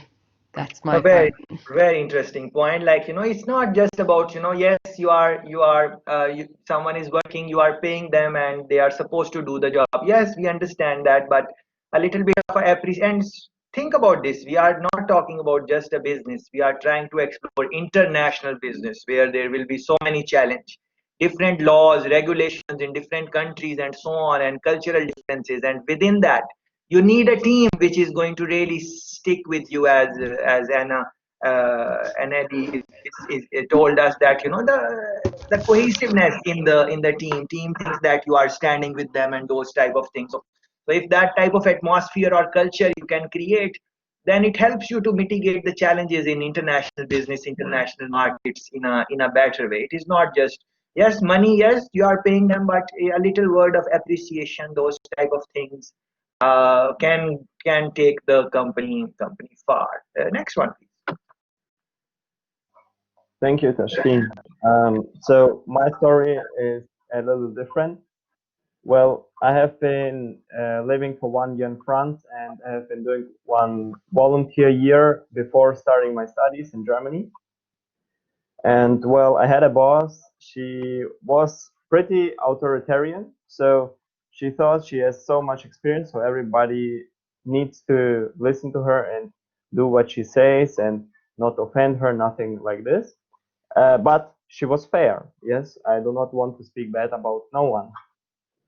So my role was to be the combining factor between the refugees with whom I live and the team with whom I work. And once we had a conflict with a boss. Well, she threatened to fire me if I do not change in my personality. And this is because she had high expectations for a volunteer. Those expectations that I did not interpret like this, because first of all, I was from another culture, and in Russia, if you make a volunteer year, you should be treated really well because you're making something really good. So, but she did not put this expectation she had in her words. An example that I work longer and that I'm really flexible in my time, but I did not show it. Yeah. So when I did not understand something, once I criticized her openly and other people heard it. So she called me to her bureau and she made an ultimatum for me, and she told, you have 1 week to change.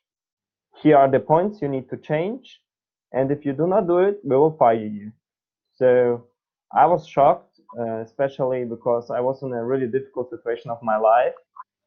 My grandmother died and I was like a wreck. So, but I told myself, I will finish it because I started it, I want to finish.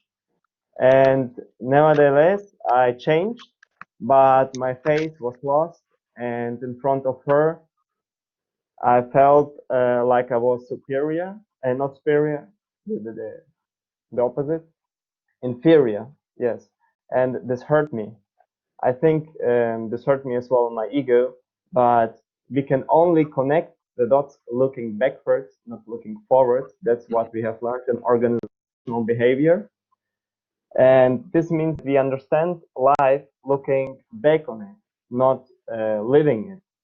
So now in this moment, I think she was right, and that I had a pretty big ego that was hurt in this situation. And as well, I had questioned her authority in front of other people. So I behaved wrong with her. But I see that her mistake in this situation was the missing communication of her expectations and the missing empathy for me, that I had lost my grandmother and how I felt. So my mistake was that I did not put myself into her shoes and showed empathy and criticized her in front of other people. Today, I know that I should never criticize anymore. And my revelation from this experience is that we in this time are too cold in personal interactions with each other. And this is because the world is now so westernized and everything needs to be productive and fast. So we do not have time for clear, honest, and loving communication. Thank you. Excellent, excellent reflection. I loved it. Great reflection, and this. And we are thankful that how you commented on even yourself, that and we all are like that. We all have somewhere we have ego problems and this and that, but we don't have the courage to reflect the way you did, to improve, to get rid of those things whatever we have. All of us have those things. So that is the point of these type of conversation which we are trying to have. So reflect on your lives and try to see where you are wrong. That is the only way to improve yourself. That is the only way to improve international trade, because you're always going to make mistakes. It is just after mistake we just, and there is no mistake, there is no failure. If you ask me, it is just you something and you learn from it. If it did not work, you learn to improve it. If it worked, you improve on that still. So there is no failure and there is no mistake. It is all of this is learning. And sorry to hear about your grandmother, also, Demidov. Excellent points. Well done. Next one. Hi. I was just thinking about what everyone was saying regarding their leaders, and I think from my personal experience, but also from what everybody else said, we can recognize that a lot of people get into leadership positions even though maybe their character and their skills are not leadership skills. For example, in my experience, I had a leader. He had a lot of knowledge about the technical stuff because we were selling machines, and he knew everything about the machines, about the products, and he was very successful, and that's the reason why he was promoted. But I think, and maybe it's the reason for why other people here had also problems with their leaders, that they couldn't adapt to their new responsibilities. I felt like they had so many new administrative things to do that they forgot about the leadership part, where they actually motivate you and where they're there for you for personal conversations.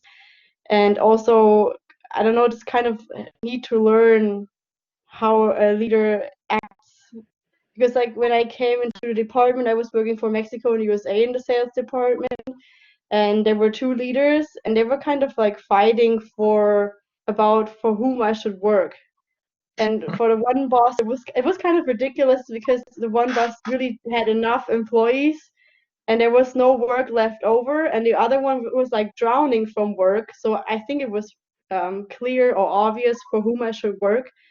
But I feel like they, as well as Vlad said, like a lot of things also probably have to do with their ego, because the one just didn't want to admit that he doesn't need an employee. And yeah, I just think at this kind of level, this should not be happening. I always felt like I was in kindergarten, and I never thought that I would feel like that in a working space, in a professional working space. I'd never thought that this could happen, or this kind of behavior from adults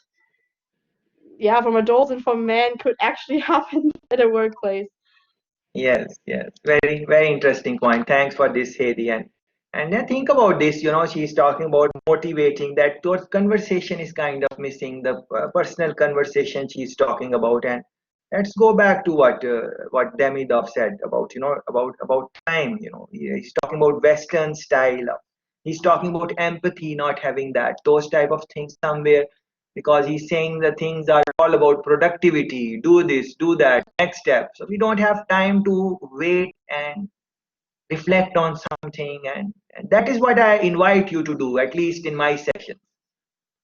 Don't even worry about the participation scores and those type of things. You guys will be fine.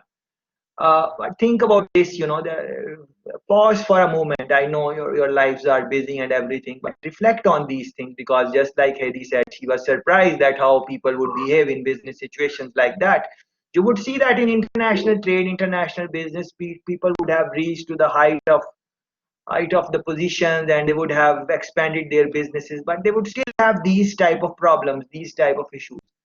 That is why we are trying to reflect on that. What are these basic mistakes people make, so we don't make those mistakes? That is the point of this discussion. Next one, please.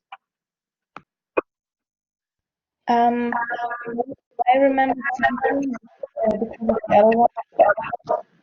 It was a situation like my boss was never in a position that he had to be a manager, to be a boss. He was an electrician, and once he thought, okay, I want to build like this trampoline hall and make a new business, and I was in school with his daughter, so that's why I also can get there maybe. And I worked, and this person, he was like at the beginning, he was extremely nice. He was like, yeah, I'm going to be friends with you all, and we were doing so much stuff with him. And he was like okay with most of the things we did, but after a while he was getting like more and more, I think, strict, and was getting even mean a little bit, and his employees, everyone was like fed up a little bit with him, because he also talked really bad about like students, like everyone who goes to university is dumb because only people who don't have like school career, they are the only geniuses. Like he was talking everything badly about everyone. And I know once I wanted to study here, I left, and my friend was still working there, and she was cool with them. But after a while, she also saw like they, him and his wife were like really bad, yeah, bosses, and that's why she was also fed up and didn't work as well as she did in the beginning.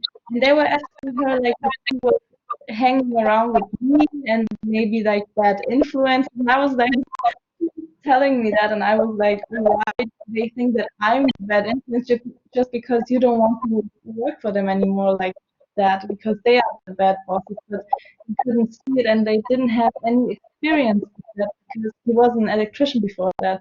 But you could see it in like his work, because everyone was fed up after some months with working with him.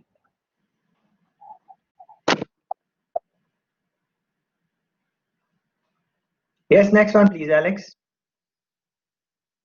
Hi, okay, so when I heard Balazs's story, I was reminded of a coach that I once had, and he also had a leadership style where he divided our group. And I think it was really sad because we were younger girls and older girls, and I did fencing, and the younger girls, they were often afraid to ask the older girls to fence with them because they knew they would lose, and it's not nice to lose and everything, and they weren't friends with them and stuff like that. And that was a problem for years. And he divided the group even more.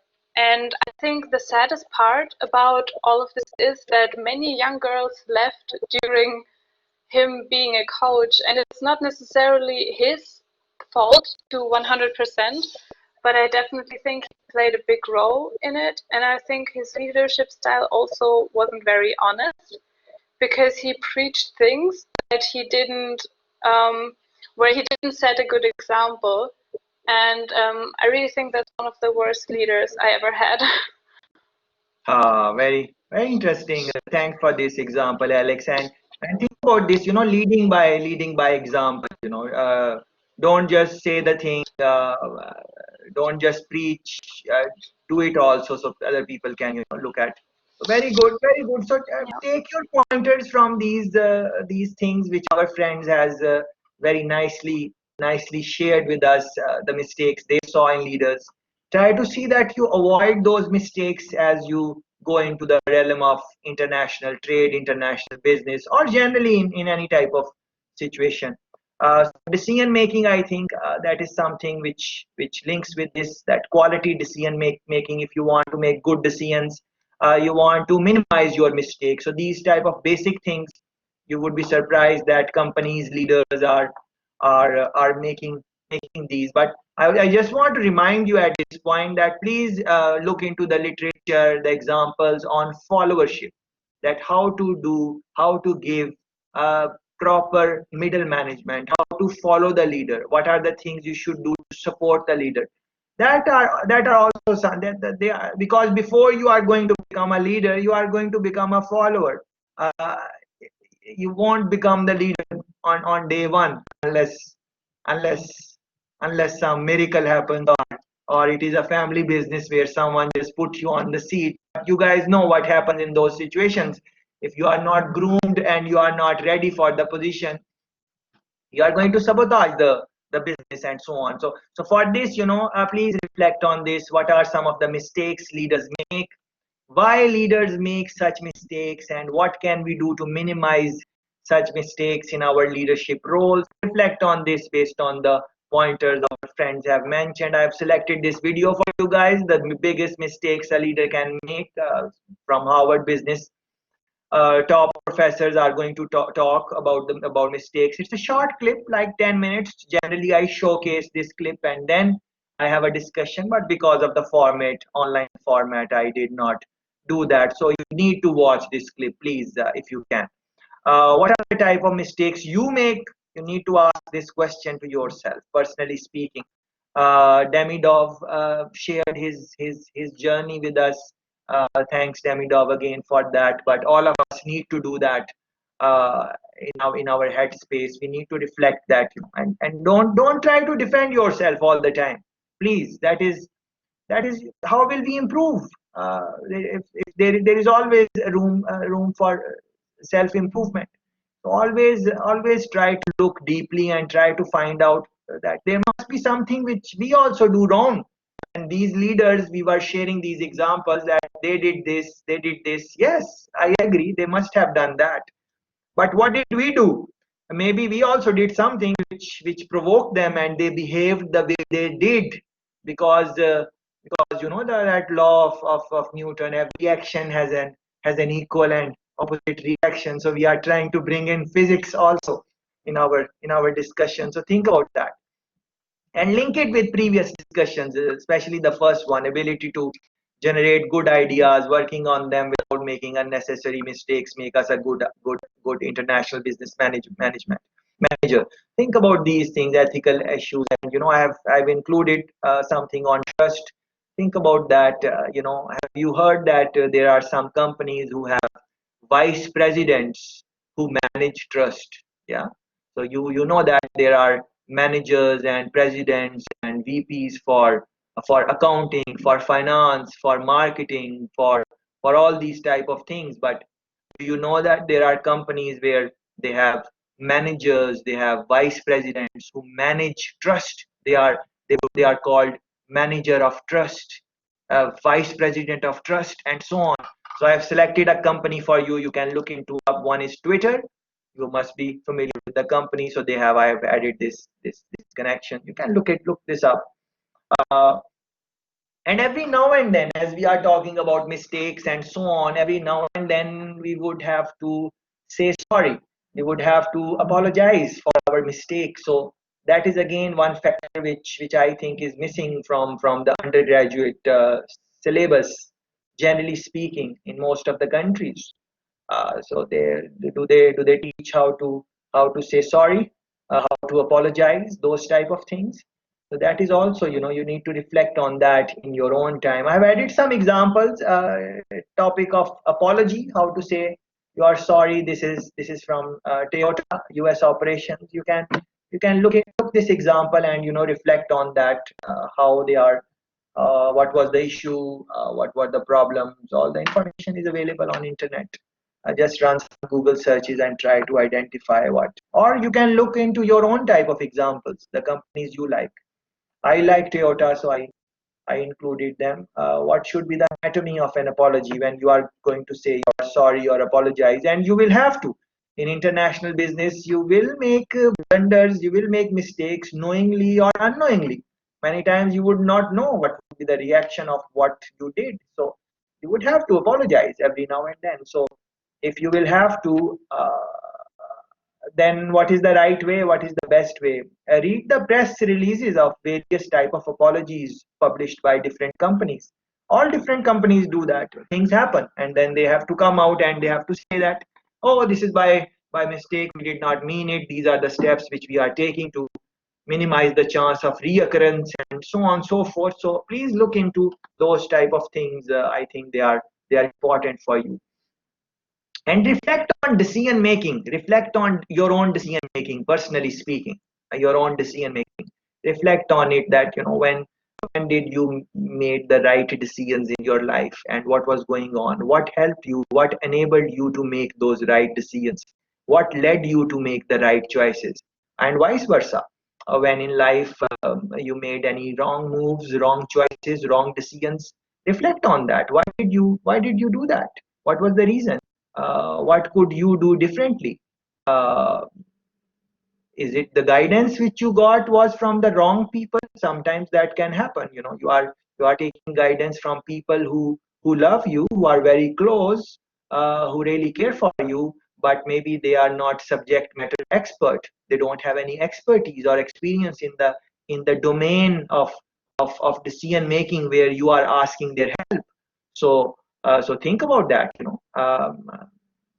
I generally give this example that if you have a car and your friend asks you that if you buy a new car and they ask you, can we drive it, they are your close friend and everything, and maybe they are the first one whom you told that you bought the car, and you are right from the showroom, you are coming to their house to tell them because you love them and whatever, but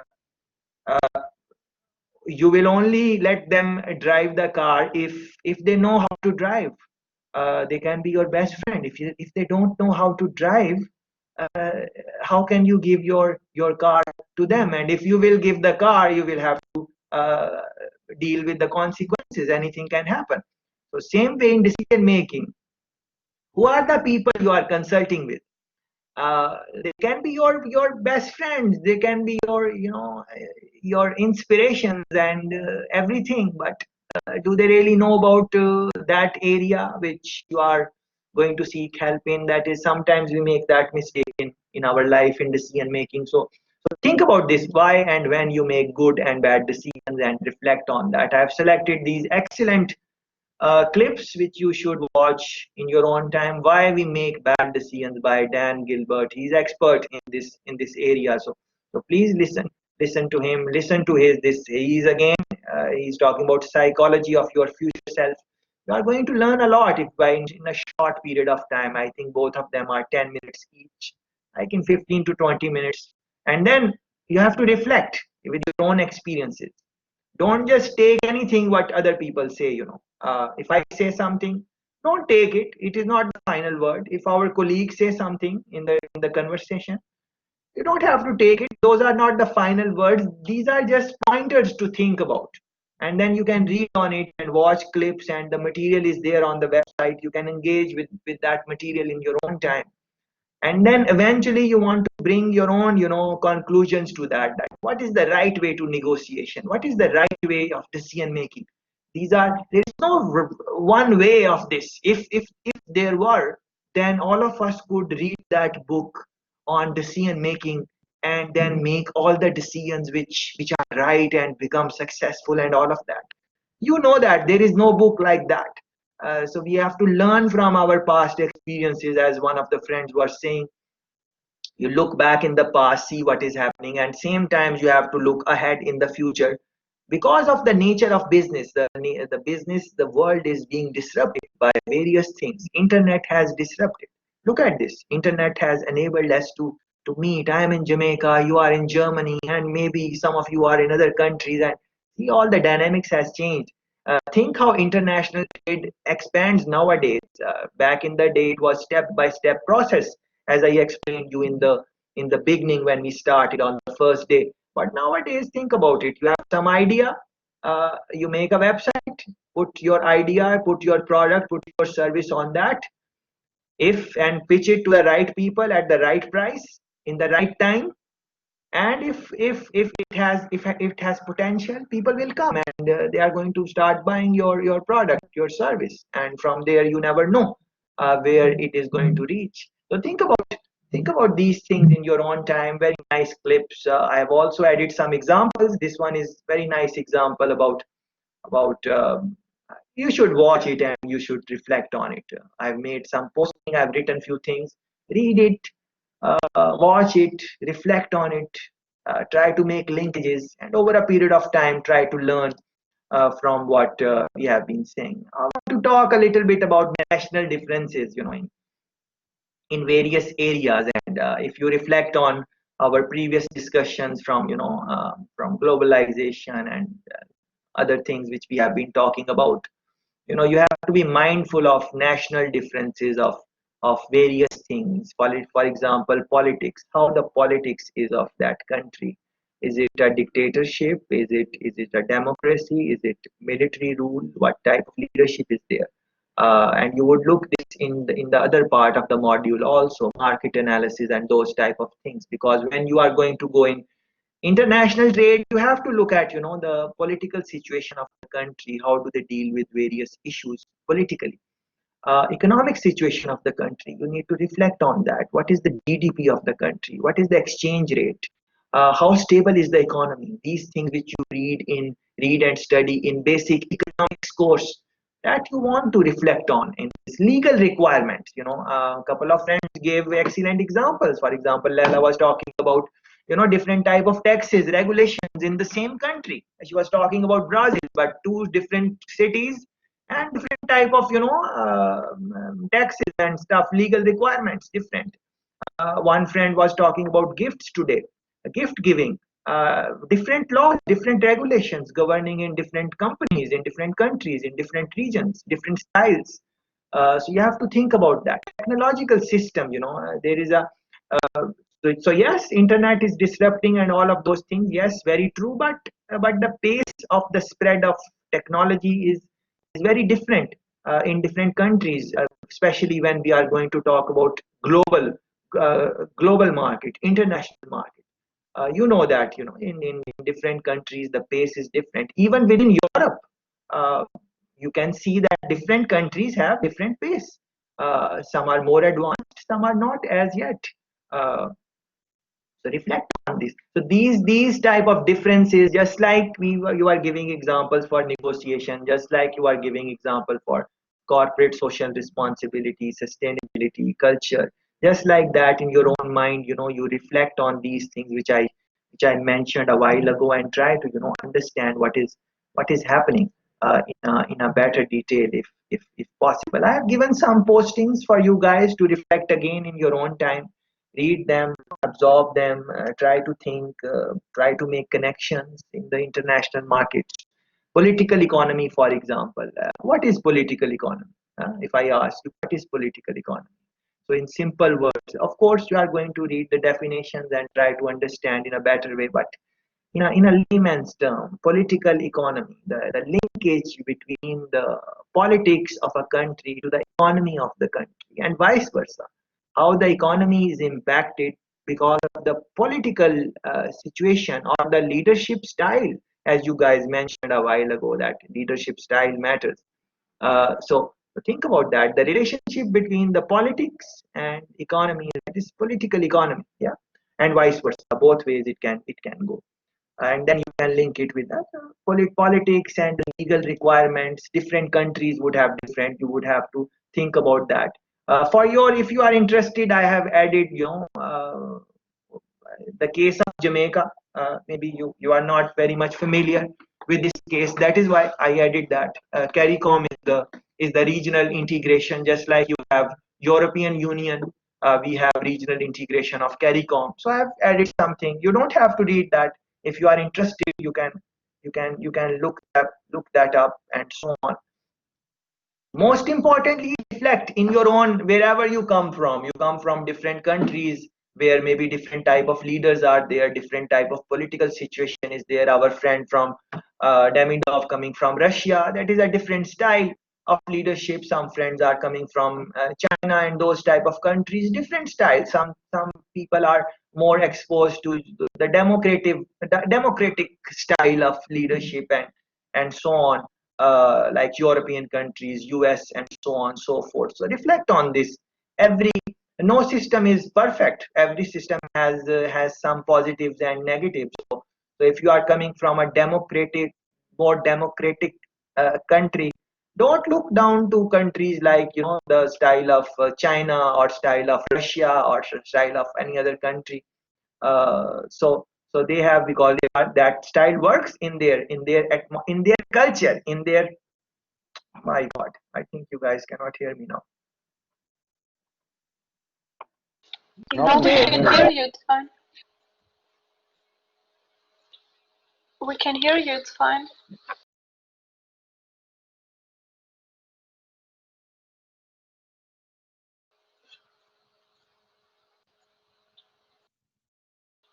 Okay, now we can't hear you anymore.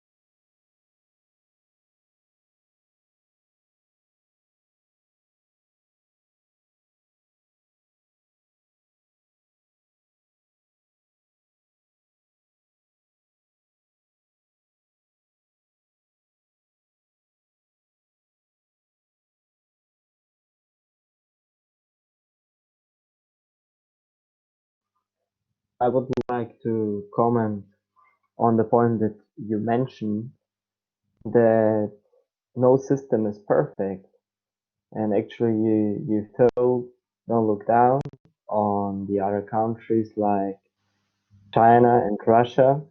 I think you're really right in this point, because I am normally living in Germany like for about 15 years, and in this moment I'm in Russia, and I see what is happening here. I think the best would be if anyone would know it. So we had just in the constitution a change that President Putin can be president forever, and we've made like democratic debates, and in the final we had more votes for this change in the constitution than against it. If those votes have been made or not, I cannot tell this because I cannot know, but it can be assumed. So maybe we should not look down to the other cultures, what is happening there in their country, but we should understand what is happening there and support the people who are suffering from the politics and economy that is happening in the country. For example, because of the crisis, the prices in the stores have increased like 3 times. So you're right, no system is perfect, but I think we can from the downside, we can optimize it. We can make it better. But for that, more people need to be aware of the actual situation and have as well the strength to change their own reality, their own growth inside, so the world outside can be changed. Like Mahatma Gandhi said, be the change in the world you want to see. And a system cannot function if no one is playing anymore in the system.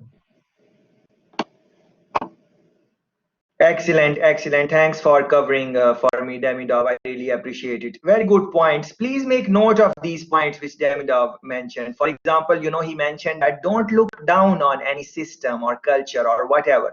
Try to understand what is happening, and that understanding is essential if you want to be successful in the domain of international business and so on. And so think about it. So in your organization, in whatever you are doing, you need to like the things you must have done, like in courses like organizational behavior and those type of things. I think that is also you need to bring those within this point which Demidov mentioned. So the style of the top leader, the political leader, and then how it impacts the style of local organizations. And if you have to go in those type of countries, how you would have to behave and adjust. It is all about adjustment in international trade. So thanks very much, Demidov, again. So governmental, this is what I want to really for you to maybe reflect on. Governmental influence on trade. Different governments are going to have different influence, and read on this. For example, United States of America, Honorable President Trump, his policies, whatever he's doing there, how that impacts the trade or the engagement with other countries. Look at the relationship between US and Canada. Back in the day, the relationship was not good, not very good. They had some problems, but over a period of time, they learned that if they want to be strong, they cannot have problems in the region. If they want to be a globally influential, if they want to be any country who has problems with their neighbors, you will see that they are not very good in international businesses and those type of things. And the reason is that a lot of money, a lot of effort goes into dealing with the fights and whatever you have to deal with in the neighborhood. So that is why maybe they realize that, and now they have established better relationship. But think about this: what Honorable President Trump has been saying about Mexico and building a wall, and the people coming from Mexico for work and the treatment of that, and all of those type of things.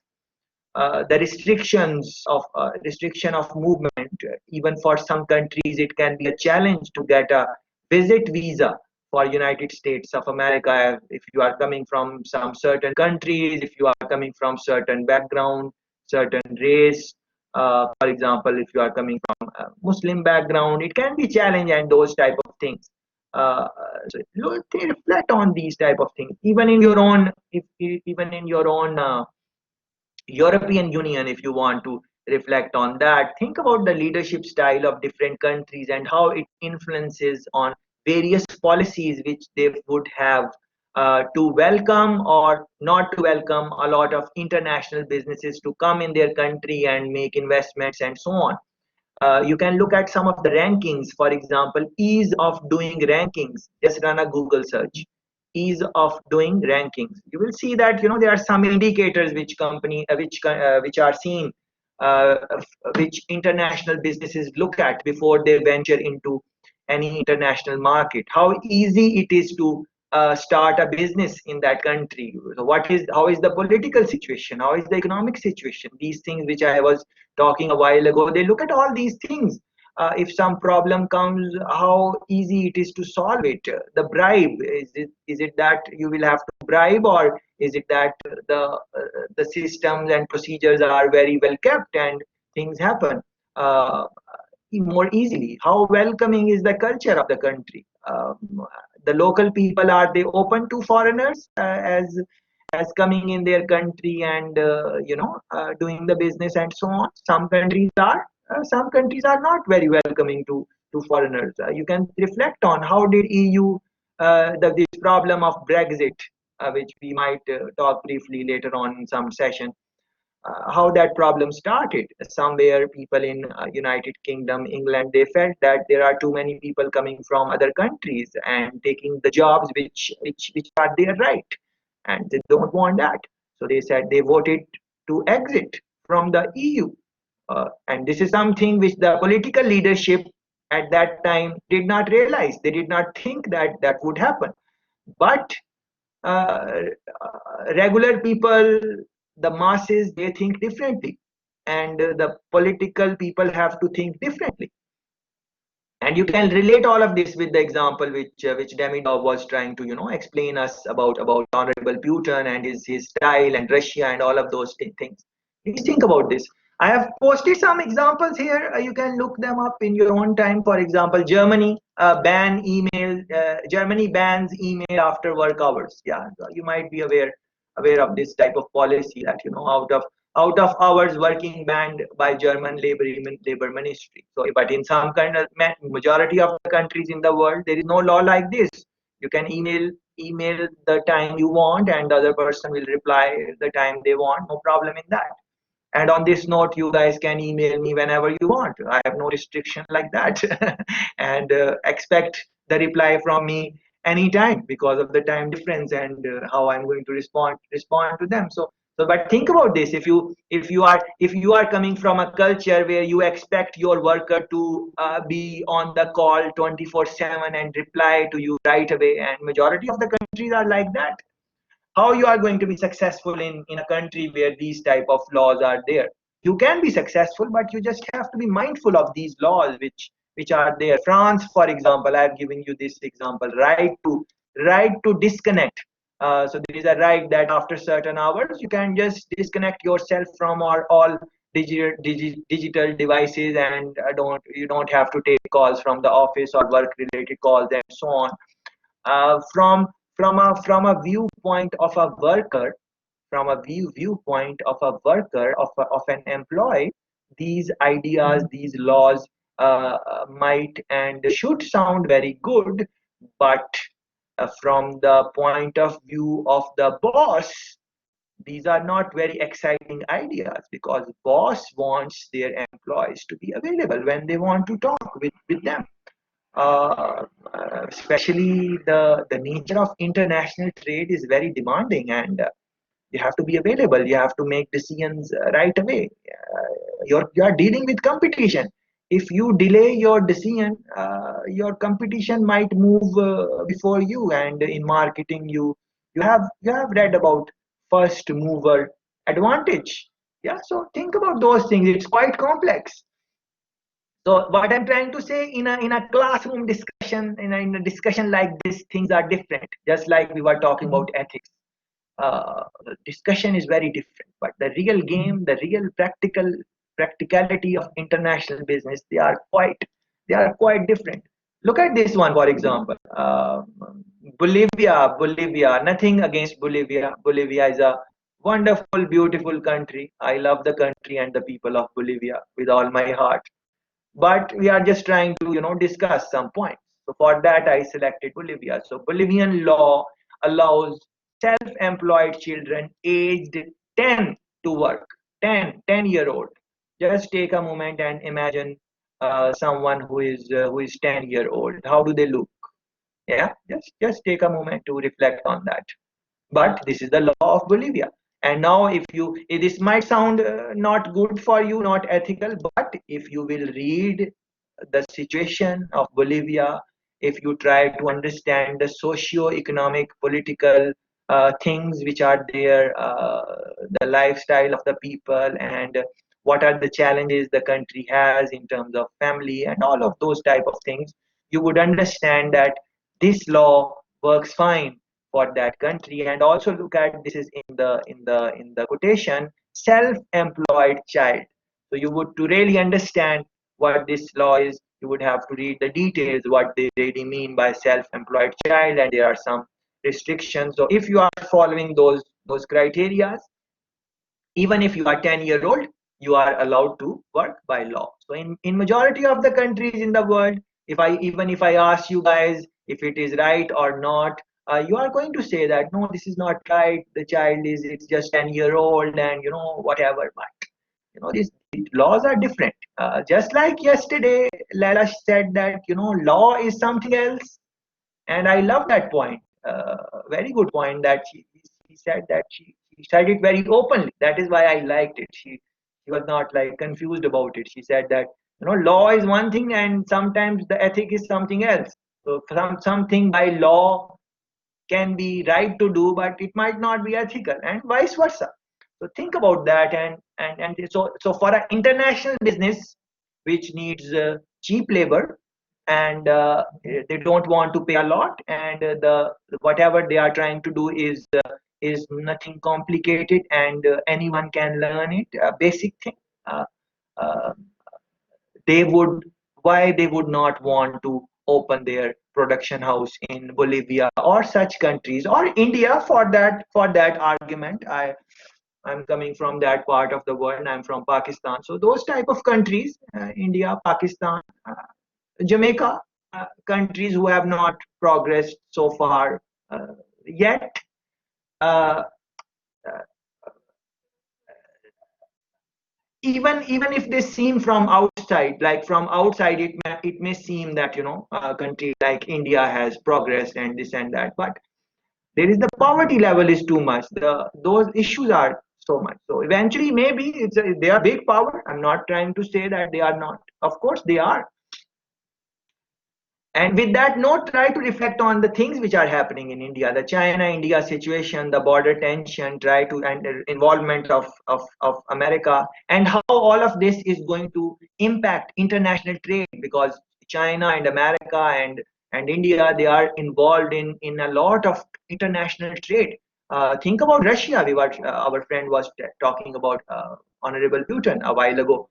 So Russia and US, yes, they don't get along very well, but look at the statistics of trade between those countries. You would be surprised. A lot of trade is going on. They have problems, but they are not stopping their trade. Same for China and USA. They might have a lot of problems. They don't agree with each other. The political style of leading is different. But if you look at the trade, you will be surprised. You will be surprised if you look at the statistics, how much money America owes to China. You will be surprised. So think about these things. So I found these couple of things interesting, but don't limit yourself on this. Try to reflect on this and try to think of other laws and stuff like that. I have also included a section on technology. If you will click this link, there's a whole lot of it's a long post on technology, how it has changed our life, and how businesses, how it has changed international business, and so on, international trade. Please go through that, reflect on that in your own industry, whichever industry you are passionate about. So if you are interested in banking and international banking, if you are interested in marketing, international marketing, try to understand what are the new ways of marketing nowadays. Marketing, gone are the days where the newspaper marketing and billboard marketing and these type of things. Yes, companies are doing those still, but there are very precise ways of marketing, reaching to the target customer using various technologies. Have not you seen when you are searching for a ticket online to a certain destination, you have searched for that, and you start getting similar type of things in your feed. The technology has read that what you are looking for, and they are giving you similar type of things, similar type of deals. Emails start coming for you. If you are looking for a certain type of food in a certain type of area, don't you see that those things start coming on your feed, on your internet feed? Yeah. So what is that? That is very targeted, precise marketing. People are doing it. Amazon, when you go on Amazon, you look for one thing, and then it recommends that if you buy this, you might want to buy this, you might want to buy this, and so on. We know about these things, but what we need to do is we need to reflect with the lens of international trade. And then I have included another post here. You can look it up in your own time. The use of data analytics and all of those things. International trade is very much dependent on that. As a matter of fact, they say that the next war would be on data. It would be on artificial intelligence, these type of things. You guys must be aware of 5G. In some countries, I think they have made it available also. So how 5G alone is going to change almost everything once it comes. It might not come right now, depending on which country you are. Because let's be honest, there are many countries where we don't even have 3G. But it's work in progress. So these things you need to reflect on and think about it in your own time and stuff like that. Same way, reflect on the various type of theoretical terminologies which will be used in the book. For example, concepts like you guys mentioned comparative advantage, relative advantage. You guys mentioned that in yesterday's session, I think. Read about that. Easy to understand. Try to make sense. They come from your basic economics class. So I think what you did in your basic economics class, basic law class, basic technology class, basic organizational development understanding classes, sessions.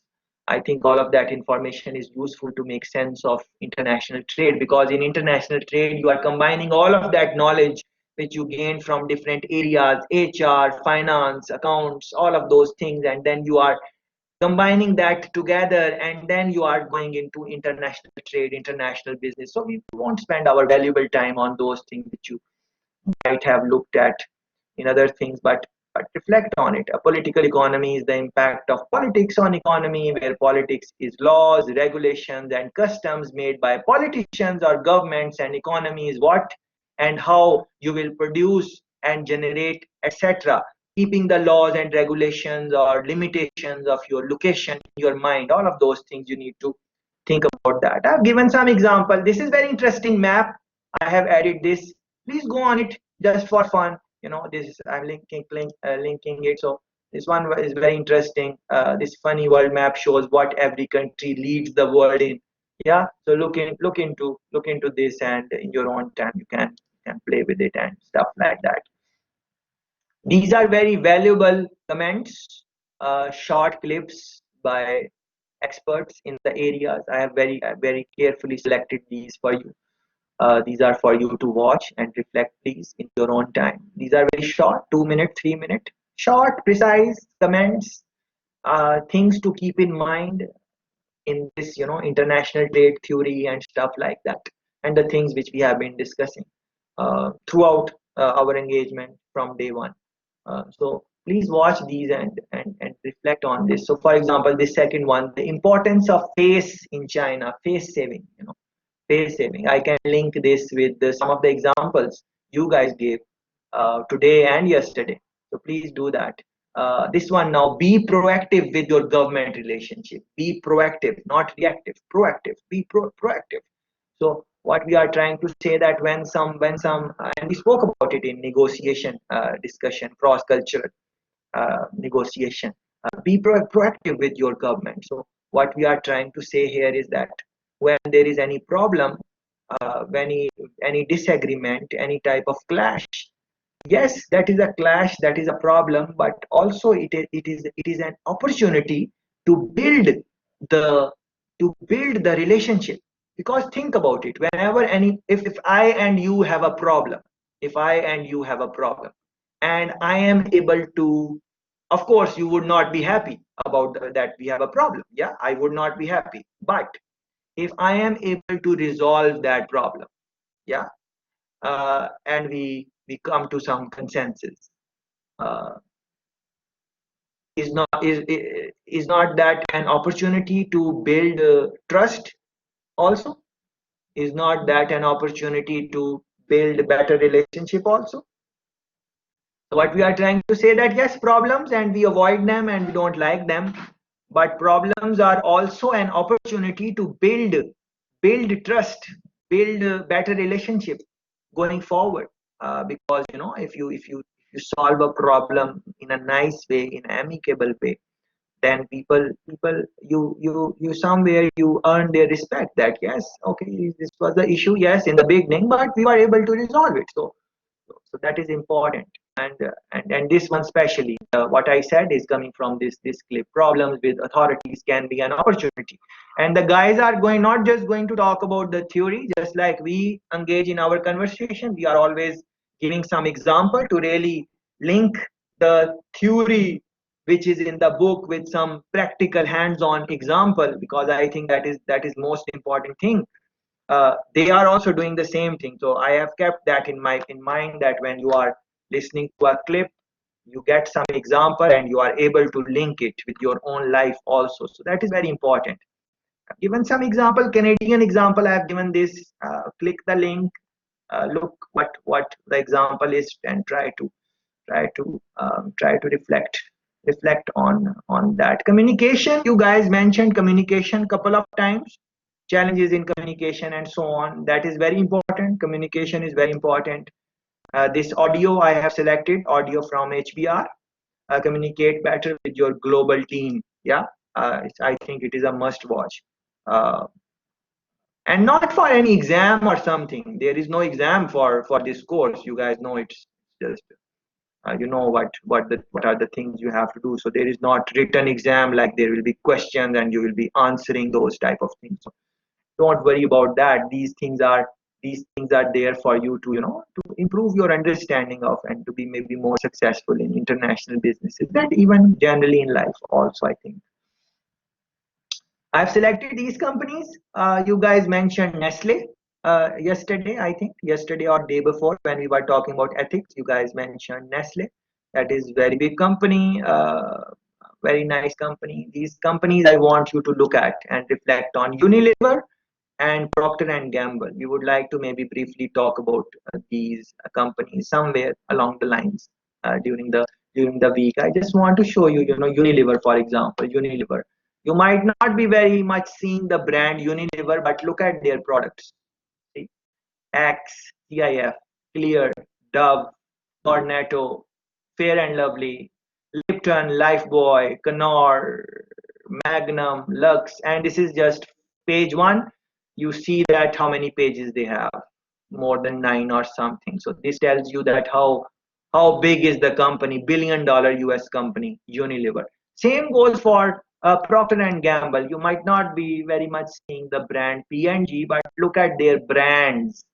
All Good, Pampers, Ariel, Bounce, Draft, Gain, Tide, yeah, Bounty, Puffs, Always, yeah, Tampax, Gillette, just alone is a billion-dollar company. Head and Shoulder, Herbal Essence, Pantene, Old Spice, and the list goes on and on and on. So yeah, look at that. Swiffer. We spoke about Swiffer in one of the linking it with one of the examples our friend gave. Crest, Oral-B. Look at that. These brands alone are very very big brands, and the company managing is Procter and Gamble. See how big international business they are. So I invite you to read in detail about these businesses, that how do they make it, how do they go about these type of things.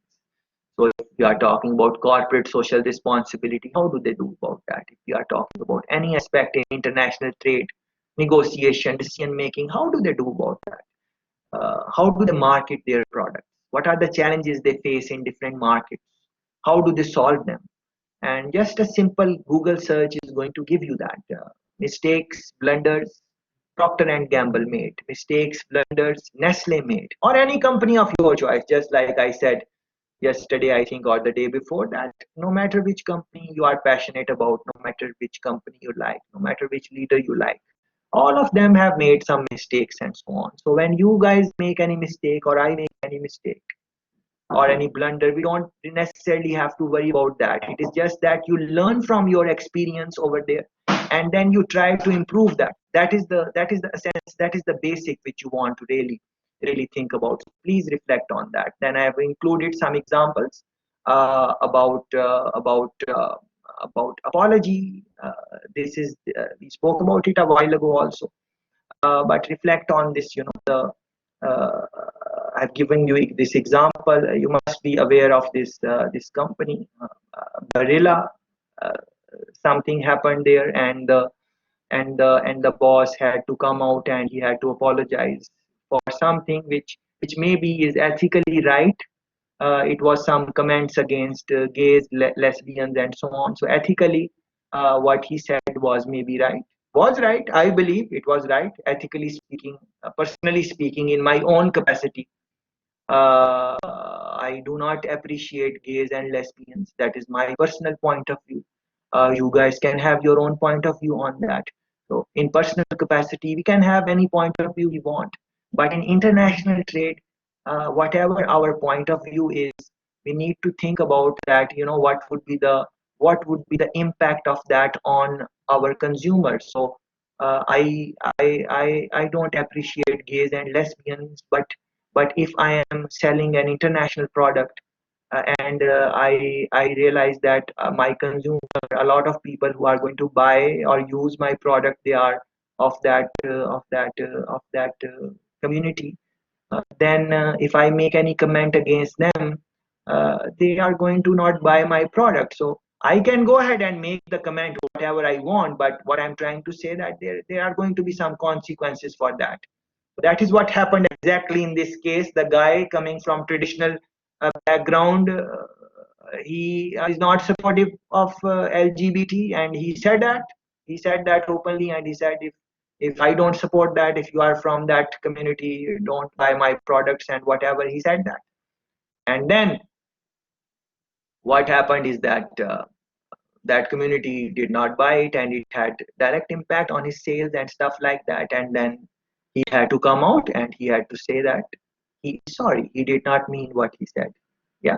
So these type of things are very complex. International trade, quite complex phenomenon, quite complex. Because think of same for ethics. You might be thinking about ethically, you might be thinking that this is what the right way, but according to the law, I showed you the example of Bolivia. 10-year-old is going to work in Bolivia. What can you do about that? What can I do about that? We can have our own opinion on that. We can say what we have to say, but for Bolivia, that is the right way to do. If the more you just have to, so just like one friend said, there is no, in culture it is not about or in business practices it is, there can be some practices which you don't appreciate personally, but if that is the way to do, you need to adjust to that. If you will negotiate and try to win your point of view, you might win, but you might lose. Yeah, so winning is very tricky in these type of situations. So you have to be mindful about these things. And generally speaking, as I'm trying to conclude this specific thing which I'm talking, but even before that, let me talk about government policy and international trade, because we have already spoken about that. If you realized, yeah, these examples coming from for example, China, they have their own government policies in anything. So for example, COVID-19, it originated from maybe China. And think about, I'm reading these comments that people are saying that this is Chinese virus, and people who look like Chinese or something like that, they are facing a little bit challenge and stuff like that. So look at that thing, how bad it can be for them. It is not their fault. If you ask me personally speaking, if you were, put yourself in their shoes. You might be from Ukraine and Russia and Germany and whatnot, but put yourself in your shoes. Anything can originate from your country next time. So if people start saying those type of things, what would be the impact on you on that? But going back to the topic and sticking with that, it started from China, but see how effectively, how in a very nice way, I would say. You can have your own opinion. My opinion, these are my opinions. These are not binding on you. You can think the way you want, and I support that. As a matter of fact, if you would think a little bit different from how I think, I encourage that and I fully support that. I think that is the best way. You should have your own thinking, and you should take my point and you should take the point of others. But at the end of the day, you need to decide what works for you and so on, especially in the context of international trade and international business. So what I was saying, that it originated from China and all of those things, we know that, but see how effectively they were able to manage that spread of the virus. It the it they limited the virus did not spread in China all over. Why it did not happen? Many reasons. One of the reasons is the leadership, the way their policy, how they deal with people. Now, coming from a democratic society, and I come from a democracy, many of you come from a democracy, we might say that Chinese leadership is not good, and they are very authoritative and all those things. Even some Chinese can also say that they don't like it, and that is fine. But the real point what I want to make in the context of international trade is that the spread, they were able to minimize the spread because of that. Because when they told the people that don't come out, they mean it, and you cannot come out, and if you come out, we are just going to put you somewhere, and we're going to deal with you very in a strict fashion. This is what the style is. Yeah, you might argue that if it is right or wrong. We are saying that because of that style, they were able to manage the spread of coronavirus. On the other hand, think about the democracies. Think about the countries where there will be elections, and those people are dependent on the votes to win the next election.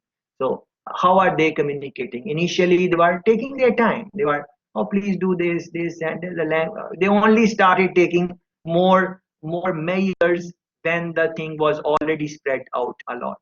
So think about this. The same way government policies, various policies, a Chinese type of style, it's going to give you different type of policies. A Russian style, it's different style.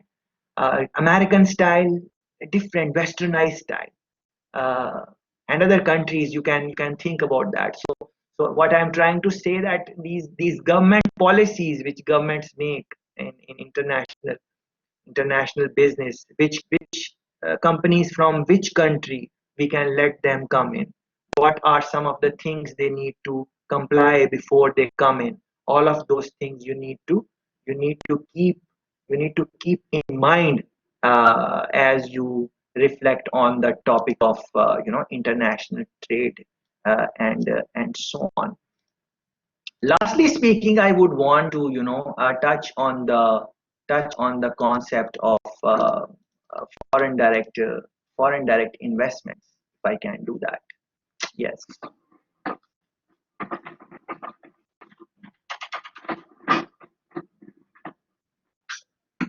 Yeah, so foreign direct investments, they are key. They are kind of backbone for the prosperity of any country, and try to link it with what you are saying, the importance of politics, the importance of law, the importance of technologies for any country's progress in any sense.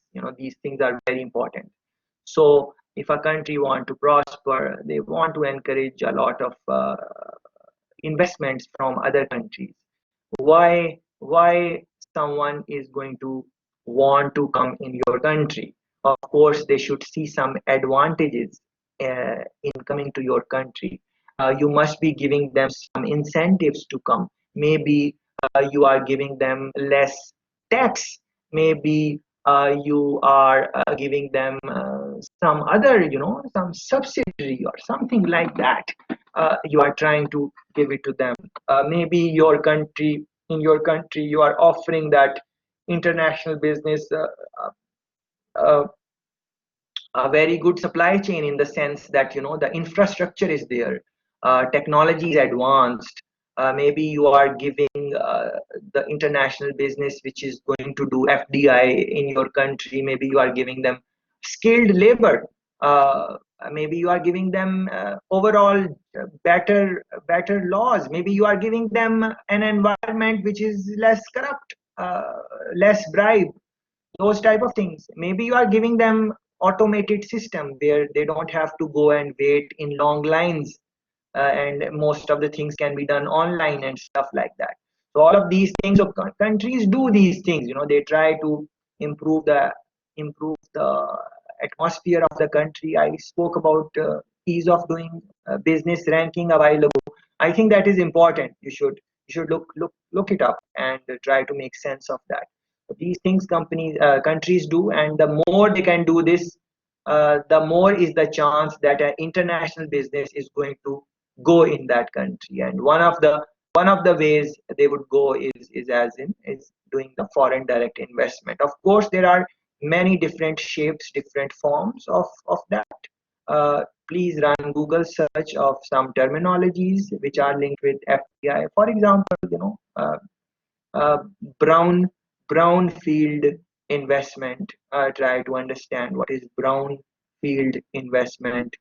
Try to understand what is greenfield investment. Try to run through the slides of the chapters which I have posted there, and try to make sense of what are the terms they are using. You must have seen those terms in other courses in your basic courses from semester 1, semester 2, I think. I have chosen the case of Ethiopia. Yeah, so Africa, I am trying to diversify our conversation. So we were talking about EU and Asian countries and America and a little bit of CARICOM, Caribbean, but Africa, African countries, I think that is also interesting area to look at. Emerging economies, that is interesting area to look at. So in your own time, you should run some search and try to reflect on that. I am giving you this case, the case of Ethiopia. Please watch this clip and try to make sense of that. Yeah, I have shared some example from Jamaica just for your exposure. If you want, you can watch it. If you don't want, you don't have to watch it. Essentially speaking, you want to talk about what are some of the positives and negatives of a foreign direct investment, and that is the question I want to take right now. So please participate in this question. My question to you guys is that please tell us some of the positives or negatives of an investment of international business in your country. So that is what foreign direct investment is. So when you see investments or when you see international businesses coming in your country, what are some of the advantages of those, and what are some of the disadvantages of those? What have you observed? What is your take on that? Do you think foreign direct investments are good? Do you think they are bad in your region, in your economic integration, or in your own country? What is your viewpoint on that? Yes, anyone, please go ahead. So please talk about some of the positives and negatives of investment in your. Yes, Alex, please go ahead. Okay, so I have an example, but it's not a foreign direct investment, neither in my country or from a country or from a company that is from a country. But I thought about Nestle, who invested in some areas in Africa for water supply. And I think it sounds really good, but it was in the end more of a greenwashing campaign where they installed kind of installed the water supply, but after I don't know, after a few years it broke down, and then no one ever came to repair it, so it's pretty much useless. So yeah, I think people should be careful with investments like that, because they praise themselves with building water supply in Africa, but actually it does not work. Very interesting. And the company you named is Nestle? Yes. Very interesting. So these big giants, they would go in some country, and if anything like that, any problem happens, maybe they would come out without fixing it, because that country is not maybe in a position to really ask them, because the company is very big and they are very well diversified. As you know, Nestle, how many products Nestle make? They make a lot of products. So you can't, it is not easy for you to, take a stand against Nestle, because if Nestle goes out of your country, it is not good for you. So those type of things you might want to think about. So yes, next one, please. Any positive, negative of international business doing some investment in your country? Anything on that anyone can say?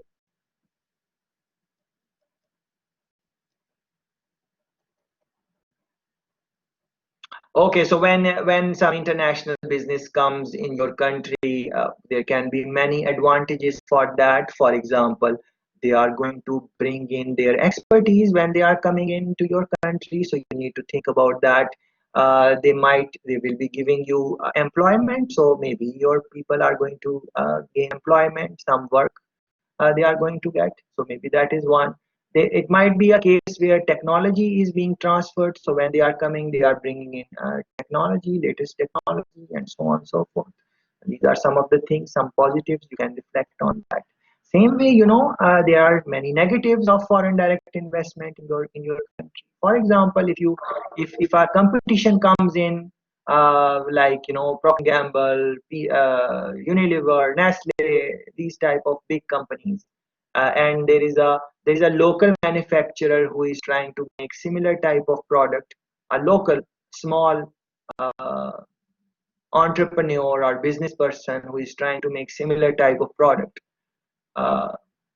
They might not be able to compete with these big giants, because the price at which maybe a local person is going to make, because of not having economies of scale and economies of scope, they might not be able to compete with those people who are making in bulk, and they can even take a loss.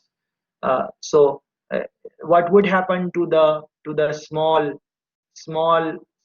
scale business, small farmer, small business owner, small manufacturer of soap or toothpaste or anything like that?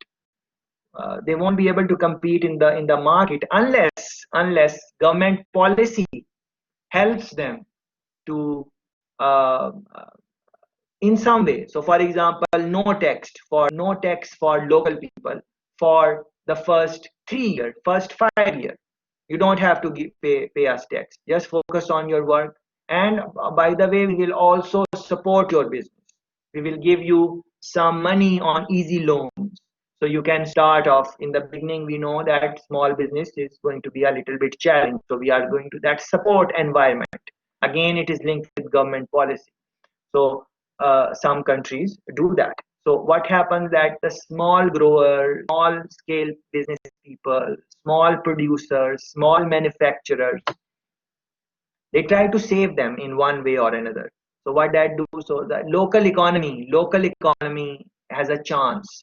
So it is a chance that some local manufacturer, some local producer, in the long run, they would, from trial and error and improving their product and service over a long period of time, they might be able to improve their product, and maybe they would be able to launch their product in international market, and then maybe that would be one of the export from the country. But if you don't save the local people from the competition coming from outside through FDI or through any other means, it does not. There are many shapes of FDI. It can be, they don't have to come and open a plant in your country. They can just decide to export their product to your country. Maybe they don't have a physical plant or physical office in your country, maybe a small one, but they are just exporting the product to your country. But the concept stays same. So this is government policy. What is the policy of the government? And then the consumer choice. The consumer, just like yesterday's discussion, that was very interesting, where our friend said that society is also involved in all of this game, because at the end of the day, what are the things which your government or which your shops are going to import in your country? What are those things? What are those products? They are going to import the products in your country which you are going to demand. If you don't demand this pen, who is to bring this pen in the country? No one is going to bring this pen in country because there is no demand. It's all about demand. Yeah. But so if it is demand, you need to supply it. So the consumer taste would be so much dependent on, and we are trying to talk about negatives of FDI just for your memory if you forgot.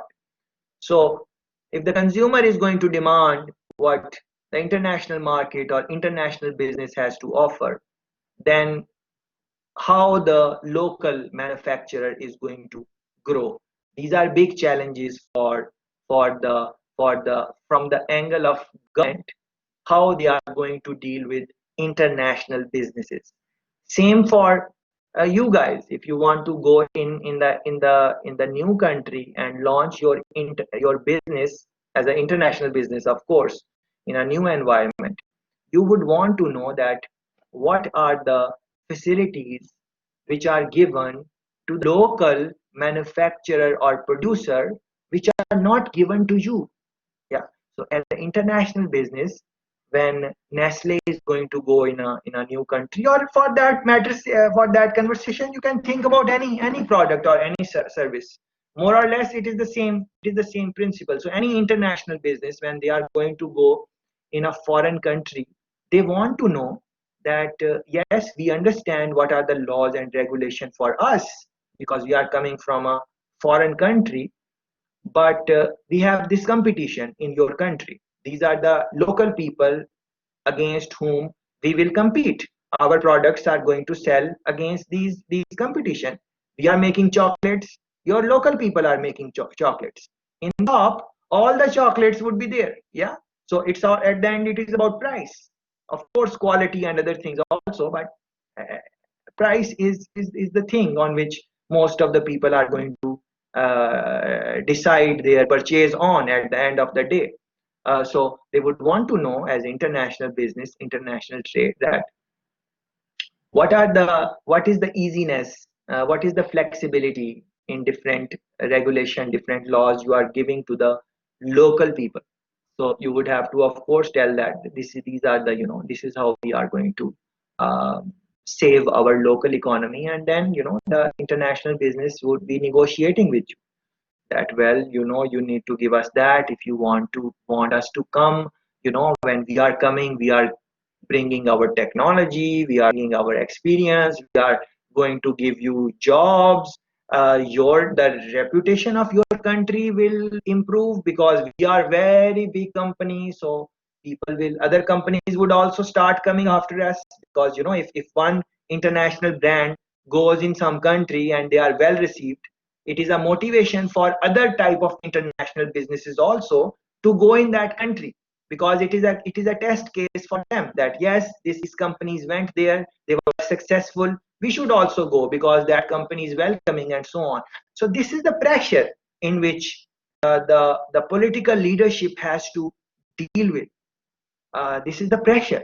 So there are positives of FDI, there will be negative of FDI, and you can think on these lines for all the topics. There are positives and negatives. So now it's decision making.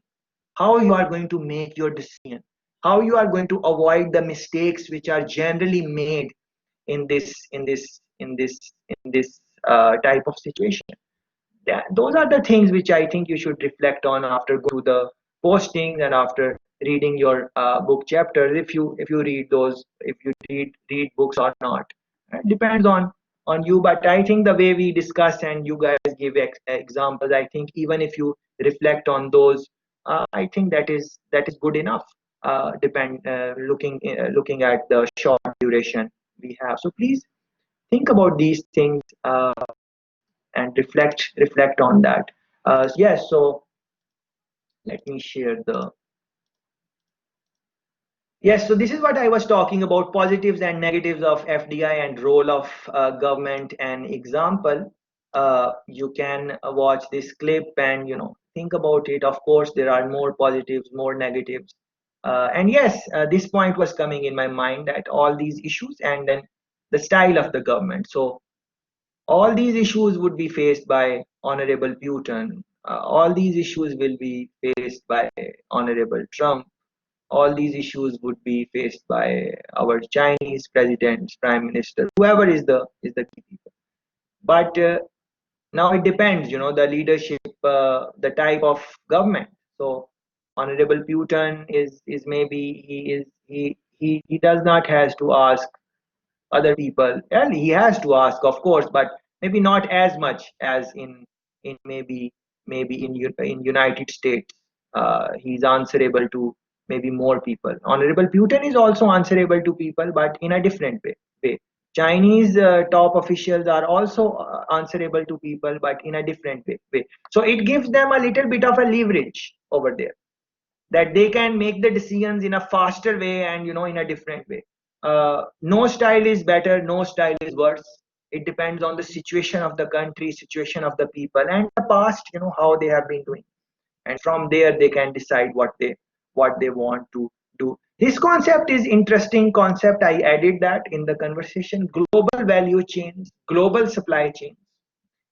Please reflect on that. I made two postings for that. If you are interested in that, you should look into that. Some related issues are, country valuation selection. How do you do that? I trust that you will look that up in the other module, I think, in market analysis, but I included that here just for your exposure or something. Evaluation. How do you evaluate the country? You look at all these things.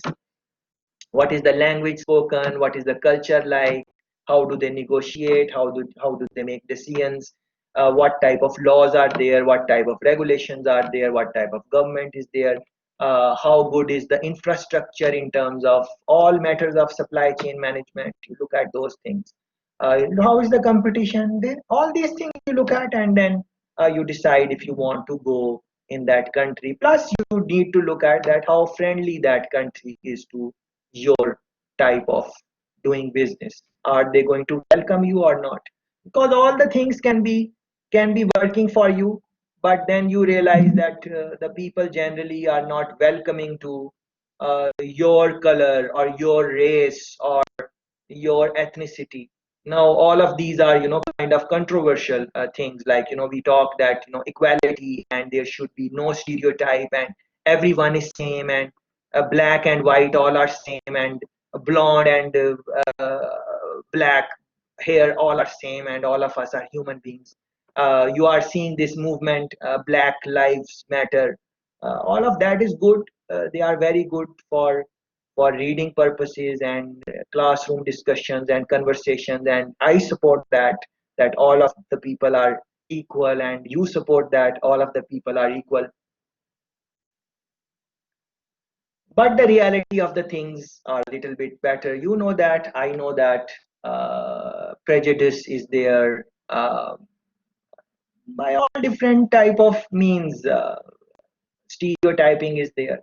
That is why I mentioned that let's not say that we don't stereotype in yesterday. Let's not say that, because we all stereotype, knowingly or unknowingly.